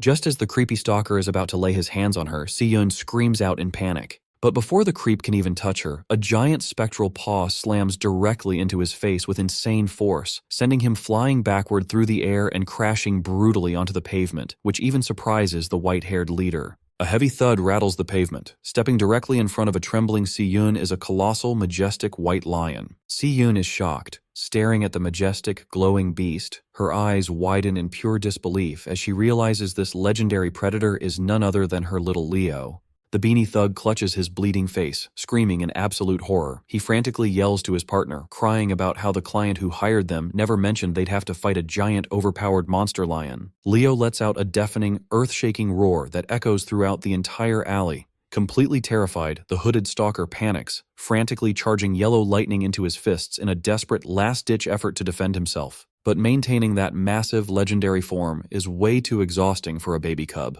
Right after his big, heroic entrance, Leo's energy runs out, and he immediately de-transforms, shrinking back down into his cute, tiny self before tumbling onto his back, completely dizzy. Seeing her fluffy little guardian instantly pass out from exhaustion, Si-yoon panics and immediately scoops her tiny champion up into her arms as she frantically checks to see if he is going to be okay after expending all his energy. Watching the legendary lion immediately shrink back into a helpless, dizzy baby, the white-haired leader looks on with utter disappointment. He scoffs, muttering that he actually thought the beast was going to be something special. With a cold snap of his fingers, he decides to end this game and reveals his own terrifying awakener power. Massive, thorny wooden roots violently rip right through the concrete floor, swarming the narrow alleyway as he sneers that the cub couldn't even maintain its form for 10 seconds. The giant, writhing vines swirl and coil around Si-yoon, trapping her in a thorny, living cage. Clutching a dazed Leo tightly to her chest, she desperately warns the man to stay back. But her warnings mean absolutely nothing to a seasoned killer. Coiling the sharp, thorny branches closer and closer to her face, the leader coldly tells her not to waste his time. He gives her a terrifying ultimatum. She can hand the beast over herself or he'll gladly tear it away from her corpse. Just as the leader is about to close his trap, Leo's eyes shine, and the legendary contract skill triggers. Stellar Warp. Consuming his mental control, a massive warp portal opens, and in a flash of pink light, Si-Chen teleports directly to Leo's location and delivers a devastating kick straight to the leader's face. The sheer kinetic force of the teleport strike sends the thug flying backward like a ragdoll, crashing brutally through the metal alleyway bins. Si-Chen calmly turns to his sister and apologizes for being late, casually explaining that his dungeon business took a bit longer than expected before asking if she and Leo are doing all right. The hooded thug is completely bewildered, wondering where this overpowered monster of a guy suddenly spawned from. Still deeply shaken, his sister frantically tries to explain the situation, warning him that she has no idea how they tracked her down and that they are all high-level awakeners. But Si-Chen just looks back with a reassuring smile, telling her to take a deep breath because her big brother is here now. Meanwhile, the leader emerges from the rubble. Seeing his plan get instantly disrupted, he snaps, furious at himself for letting his guard down for even a second. With thorny wooden roots coiling tightly around his body, he screams that Si-Chen has just made the biggest mistake of his life, vowing to bring their decapitated heads back to his client and demand triple the pay. But our boy doesn't even flinch. Clenching his fist as golden lightning begins to violently crackle around his knuckles, Si-Chen calmly tells his sister to get behind him and stay there, promising that this is not going to take long. Si-Chen recalls his childhood. One day he is getting absolutely pulverized in a dusty alleyway. Leading the beatdown is an orange-haired bully who also happens to be his cousin, screaming at him to finally learn his place. The thugs pin young Si-Chen to the dirty floor, intending to break his spirit. But the bullies didn't count on his sister. A young Si-Yun suddenly charges into the alleyway wielding a massive metal pipe, ordering the thugs to get their hands off her brother. The arrogant orange-haired cousin isn't intimidated at all, mockingly laughing at the idea of this tiny girl trying to play savior. Seeing the gang shift their focus to his sister, a panicked Si-Chen desperately screams at his cousin not to take a single step toward her. He desperately reminds the bully of his solemn promise never to lay a hand on Si-Yun. The smug cousin just laughs it off, openly admitting he lied. He proudly boasts that today is the day he finally beats some humility into his insufferable family members. But while the ringleader is busy monologuing, he makes a fatal mistake. Exploiting the distraction, young Si-Chen spots a heavy brick on the ground, grabs it, and violently smashes it directly into the face of the thug holding him down, shocking everyone. Young Si-Chen is furious. Raising his bloodied brick, he charges straight toward his cousin. The arrogant orange-haired ringleader's face instantly pales as he watches Si-Chen sprint at him with pure murderous intent. Si-Chen delivers a brutal brick smash directly to his cousin's face for breaking his word, sending him crashing heavily onto the concrete pavement. Bleeding and crying on the floor, the defeated cousin shrieks in terror, calling Si-Chen a complete and total psychopath. Catching his breath, young Si-Chen drops his weapon and gently tells a trembling Si-Yun that everything is okay, and she doesn't need to be afraid. In the present, Si-Chen instructs Si-Yun to stay tucked safely out of harm's way, and calmly assures his sister that he will wrap this up in no time. Refusing to let their prey escape, the stalkers charge straight at him, ready to cut him down. Clutching little Leo, Si-Yun panics. She frantically warns him that he's facing 3 highly dangerous, unhinged awakeners, convinced there's absolutely no way her brother can fight all of them simultaneously. The hooded thug charges in, winding up a massive, lightning-infused fist. He screams at Si-Chen, mocking him for just standing there and making no effort to defend himself. But before the guy can even register what's happening, Si-Chen counters with a single, devastating punch that sends him flying headfirst into the concrete wall. Watching her brother effortlessly fold a high-level awakener with one hand, Si-Yun's jaw completely drops. Right on cue, the bleeding beanie thug leaps, desperately lunging with his glowing elemental dagger.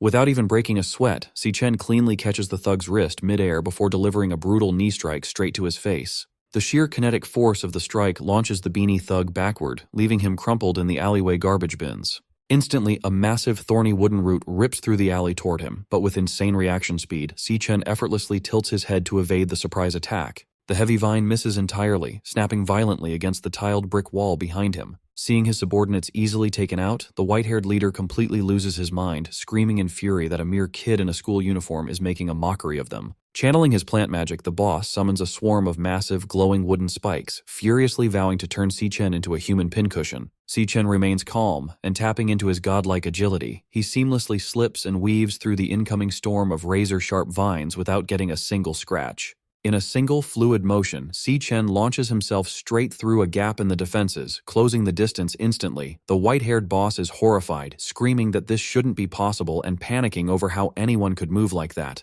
Watching him dominate, Si-Yun suddenly has a realization. She nearly forgot that her brother didn't just barely scrape by his graduation combat exam, he completely and utterly destroyed the competition. Si Chen winds up his fist and delivers a punch straight to the leader's jaw, showing the gang that he operates on a completely different dimension of power. The sheer impact launches the boss backward like a missile, sending him crashing brutally into the alleyway wall. And just like that, the white-haired boss is out cold, bleeding and utterly defeated on the pavement. Over in the trash bins, the beanie thug remains completely unresponsive. Beside him, the hooded thug is slumped against the wall, thoroughly unconscious. The entire threat has been completely dismantled in under a minute. Casually dusting off his clothes, Si Chen turns to his sister and instructs her to take little Leo and head straight back home where it's safe. He reassures her with a smile, promising that he will quickly dump these clowns off at the local guard station and meet her back at the apartment before she knows it. Still a little dazed by the sheer spectacle but feeling completely safe, Si-yun tightly clutches her fluffy cub and happily agrees to head home first. Several hours later, under the dim light of a crescent moon, the severely beaten white-haired leader slowly begins to drift back into consciousness.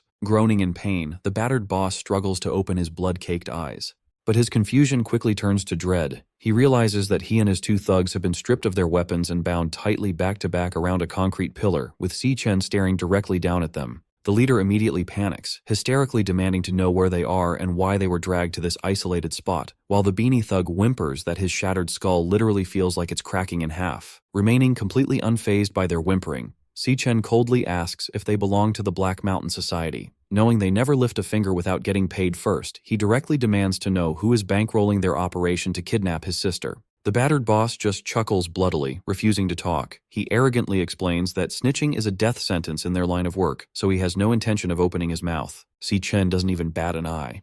Recognizing that they want to play tough, he calmly sighs, deciding they can do this the hard way. Suddenly, a dark, swirling energy wraps around him as his system initiates a class switch. The system confirms the switch is complete, revealing Si Chen's terrifying level 25 Phantom Sorcerer class. Armed with dark psychic manipulation spells like Soul Rest Enigma and Ripple Hell, he's about to show these mercenaries a level of mental torture they won't ever forget. Interrogating his captives, Si Chen wastes no time and activates his newly acquired Phantom Sorcerer magic to force his way into the white-haired leader's mind. Under the weight of the hypnosis spell, the mercenaries' mental defenses begin to fracture. Before anyone can process the shift, a thorny root erupts from the concrete right next to them. Terrified, the beanie-wearing thug screams in panic, demanding to know what is happening to his boss. Unmoved by their cries, Si Chen unleashes Soul Rest Enigma and targets the legs first. In a flash, a sharp vine pierces cleanly through the leader's thigh, painting the floor red. Si Chen then calmly marks the hands as his next target. Another thorny branch thrusts upward, impaling the mercenary's palm to ensure he can never threaten anyone again, making it clear that this agony is exactly what they deserve for ever daring to lay their hands on his sister. Witnessing his partner get dismantled so easily, the beanie-wearing thug loses what little courage he has left, screaming in terror at the power standing before him. With a cold gaze, Si Chen declares that it is finally the survivor's turn, and the surrounding wooden roots coil closer, ready to repeat the torture. The threat breaks the mercenary instantly. Sobbing and begging for mercy, he confesses everything, blabbing that the mastermind behind the kidnapping is the son of the first hospital's director. Desperate to save his own skin, the thug yells out the client's name, Jin Duoxin. At 5 o'clock that evening, at a lavish rooftop pool party atop the Purple Peak Tower, Jin Duoxin is lounging, unaware that his hired thugs have already sold him out. His wealthy friends start teasing him, laughing about how the legendary campus heartthrob was rejected twice by a single junior schoolgirl. Jin Duoxin fumes in silence, swearing that she made a fool of him in front of everyone, and promises himself that she will regret every second of it tonight. Annoyed by the constant mocking, he snaps at a girl trying to follow him and storms off toward the restroom to clear his head. While he is at the urinal, the restroom lights begin to flicker and buzz, instantly catching his attention.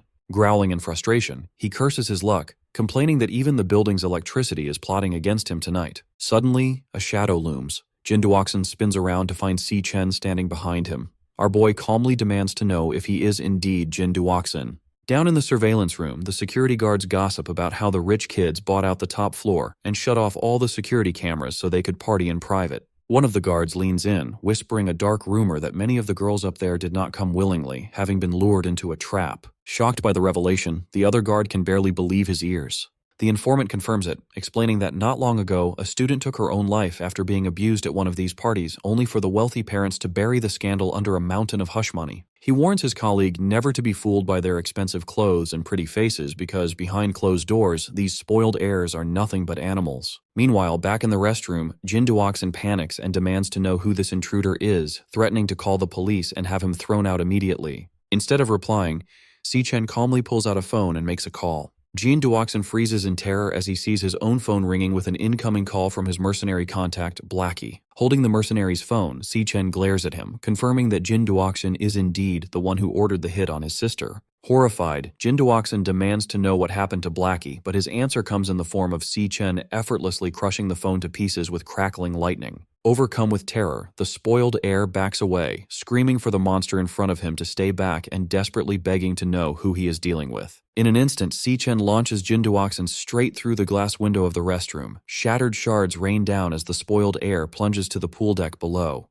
Bleeding and bruised on the hard floor, Jin Duoxin frantically shrieks for help, begging anyone to save him. He looks toward the pool, only to find a chilling sight. Every single one of his party guests is already floating face down or slumped over unconscious. Si Chen steps out onto the deck, enveloped in a dark, ominous aura. Desperate to escape, Jin Duoxin crawls backward on his hands and knees, cursing in panic. Glaring up at the glowing eyes of his pursuer, he screams, demanding to know who he is, what he did to deserve this, and why he is being hunted. He tries to play his final card, loudly boasting about his father's high status as the director of the first hospital. He shrieks that if Si Chen lays a single finger on him, his father will use all his power and influence to have him buried. Tired of the empty threats, Si Chen orders Jin Duoxin to shut his mouth, instantly seizing control of the heir's mind with his hypnosis spell. Under the spell's influence, Jin Duoxin collapses to his knees. Si Chen looks down at his puppet and coldly commands him to pick up a sharp piece of the shattered glass. Jin Duoxin's hand automatically reaches down, gripping the sharp glass shard. It becomes clear that pure evil does not only hide inside dungeons. Instead, it walks among ordinary humans every single day. Jin Duoxin and his friends committed unspeakable crimes against a helpless student. These spoiled brats use their endless wealth to cover up their crimes, driving the poor girl to take her own life in despair.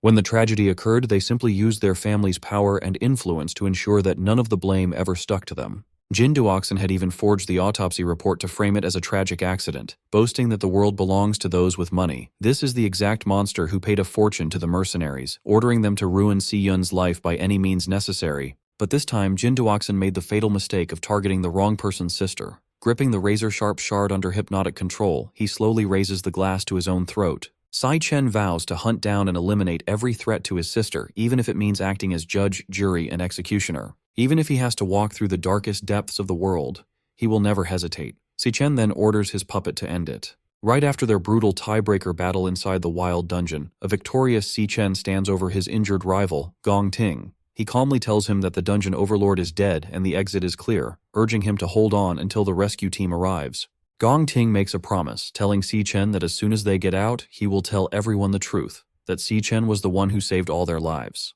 However, there is no time to celebrate. Si Chen's senses suddenly tingle, and through his mental link with his beast, Leo, he sees a terrifying sight. The creepy mercenary Blackie is closing in on his sister, Si Yun. Realizing she is in danger, Si Chen quickly activates his Stellar Tamer skill, Stellar Warp, using up his mental energy to teleport and instantly disappear from the cave. Gong Ting is left staring at the empty space in shock. He realizes that Si Chen isn't just a dual-class user, but is actually running multiple classes at once, making him wonder how many more secrets his rival is hiding. Shortly after, heavy footsteps echo through the tunnels as Director Gong Xuan bursts into the cave with emergency medics, frantically ordering them to save the students. The rescue team quickly rushes into the crater to reach Gong Ting. While they use healing magic to stop his heavy bleeding, Gong Xuan steps up to check on his condition. Looking at his badly injured student, Gong Xuan notes with sweat on his brow that the dungeon boss had terrifying B-rank power, telling Gong Ting that surviving a fight with such a monster is a total miracle. Meanwhile, other medics tend to the survivors, confirming that Sato Woda is stable and purified. Though physically safe, a traumatized Jasmine can only mutter in a daze about the mental nightmares she just survived. Gong Xuan then notices that Si Chen is missing. When the search teams find no sign of him, the director assumes the boy got scared and ran away, ordering his men to search the area. Furious, Gong Xuan blames the entire disaster on the incompetence of the inspection agency. He angrily declares that Gong Ting's injuries are their fault and promises to have every single inspector fired as soon as they return. On the other hand, Gong Ting's clever father, Gong Lin, looks at the bloody scene and smirks. He immediately starts spinning a fake story, framing the event as a tragic beast outbreak that the examiners simply couldn't handle. Gong Lin plans to tell the world that his heroic son stepped up to save everyone when all hope was lost.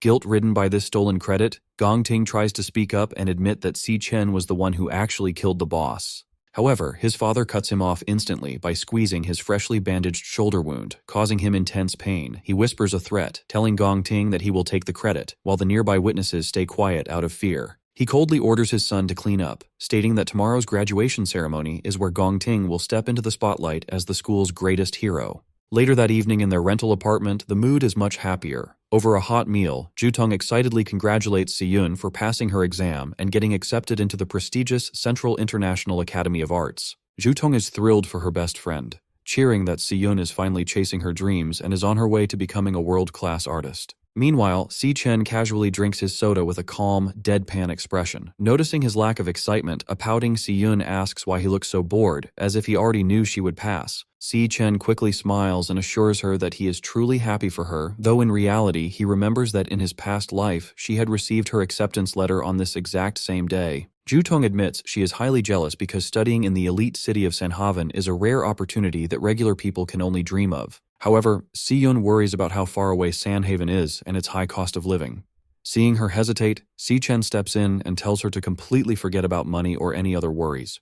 Placing his soda bottle on the table, he calmly announces that as soon as he graduates, he will be working in Sanhaven right alongside her. This news completely shocks both girls. They jump up, demanding to know how he got recruited by a Sanhaven guild, since those elite groups only hire the absolute best. Happy about the news, Si-yun cheers because they can move to Sanhaven together, while Jutong complains about her jealousy, joking that she will have to study hard to join them later. Watching his sister celebrate, Si Chen smiles warmly and makes a silent promise that, in this lifetime, she will never have to sacrifice her dreams for anyone again. Later that night, Si Chen takes a quiet shower to wash away the day's exhaustion. He thinks about his victories. His sister's stalkers are gone, and the stressful graduation exam is finally over. Best of all, his secret deal with Gong Ting is working perfectly. By letting his rival take the credit, Si Chen will receive the $1 million prize tomorrow, which is exactly what he needs to clear his family's debts. Relaxing in his room, he knows he cannot get comfortable yet. He thinks about the Demon King, Wrath, realizing that if the Overlord was sealed upon entering the human world, the timeline has completely changed. His original 3-year timeline before the apocalypse is now highly uncertain. If he knew where the seal was, he would break it himself to end the threat early, making finding Wrath his top priority so he can get to Sanhaven quickly. But before fighting a Demon King, Si Chen knows he needs a strong ally he can trust. Fortunately, tomorrow's graduation ceremony is the perfect place to recruit the exact person he needs.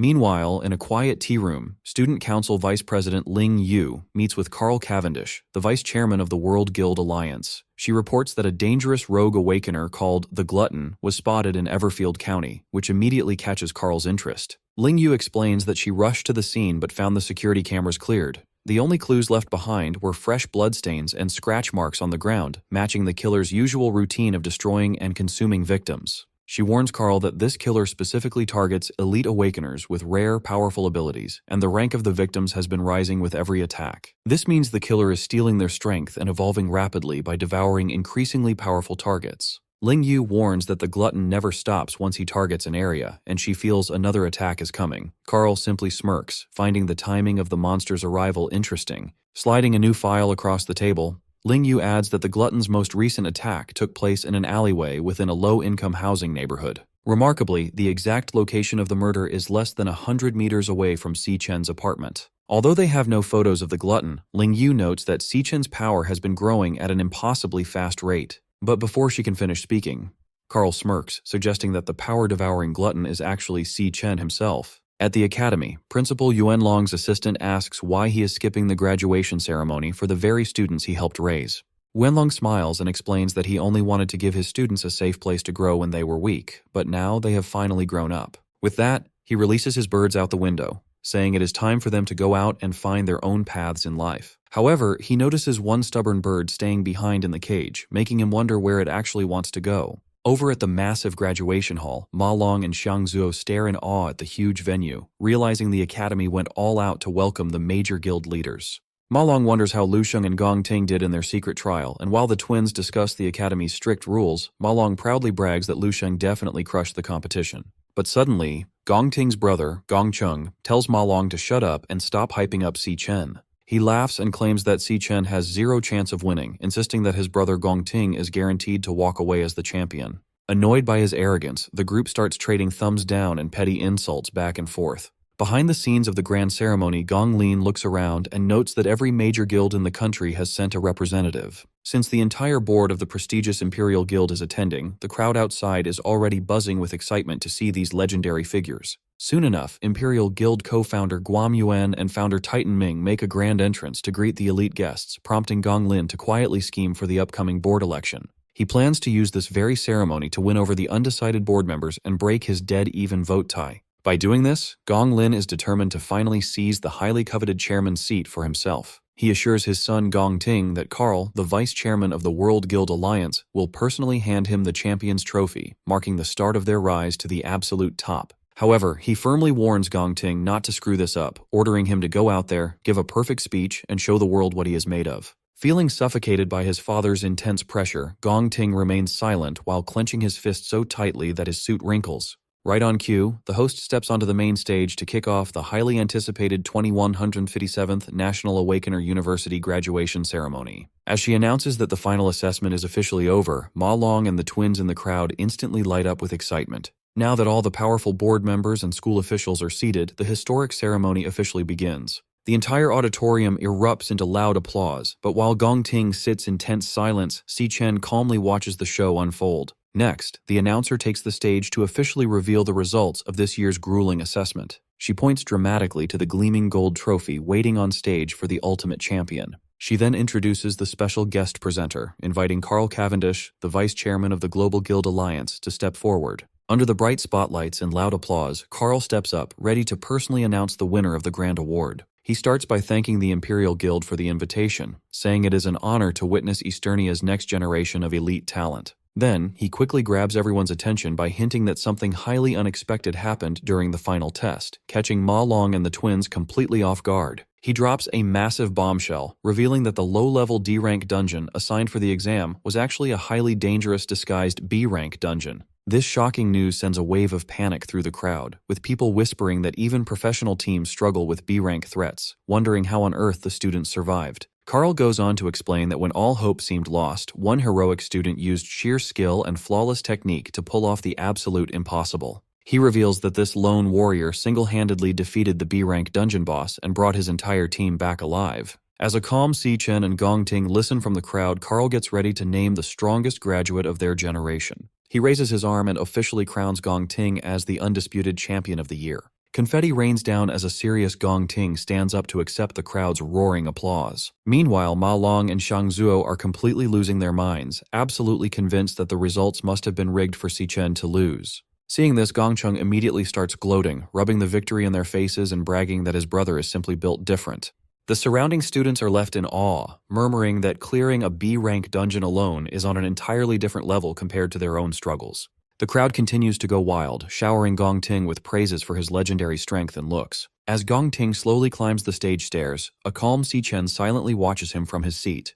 Looking back, Gong Ting instantly remembers their secret deal in the dark cave, where Si Chen offered him first place in exchange for the entire $1 million prize money. He vividly recalls Si Chen's only condition, which was to never tell anyone about his hidden demonic class transformation. Back in the present, Si Chen watches quietly, curious to see how his rival will handle the stolen spotlight. But as he stands before the massive crowd, Gong Ting is haunted by his father's harsh warning to give a perfect speech and show everyone his true worth. The announcer then warmly welcomes Gong Ting to the microphone to deliver his champion's speech. The crowd instantly falls in love with him, praising his calm and dignified look, calling him a true hero in the making. They whisper that he is a worthy heir to the prestigious Gong family with a limitless future, which makes a proud Gong Lin smile in approval. Looking down at his notes, he bitterly questions if this stolen glory is all his worth really amounts to. He begins by acknowledging that the vice chairman was absolutely right about the heroic feats of surviving a hopeless fight, saving the team, and defeating the boss. But then he drops a shocker and reveals the truth. None of those legendary deeds were his, because it was actually all Si Chen.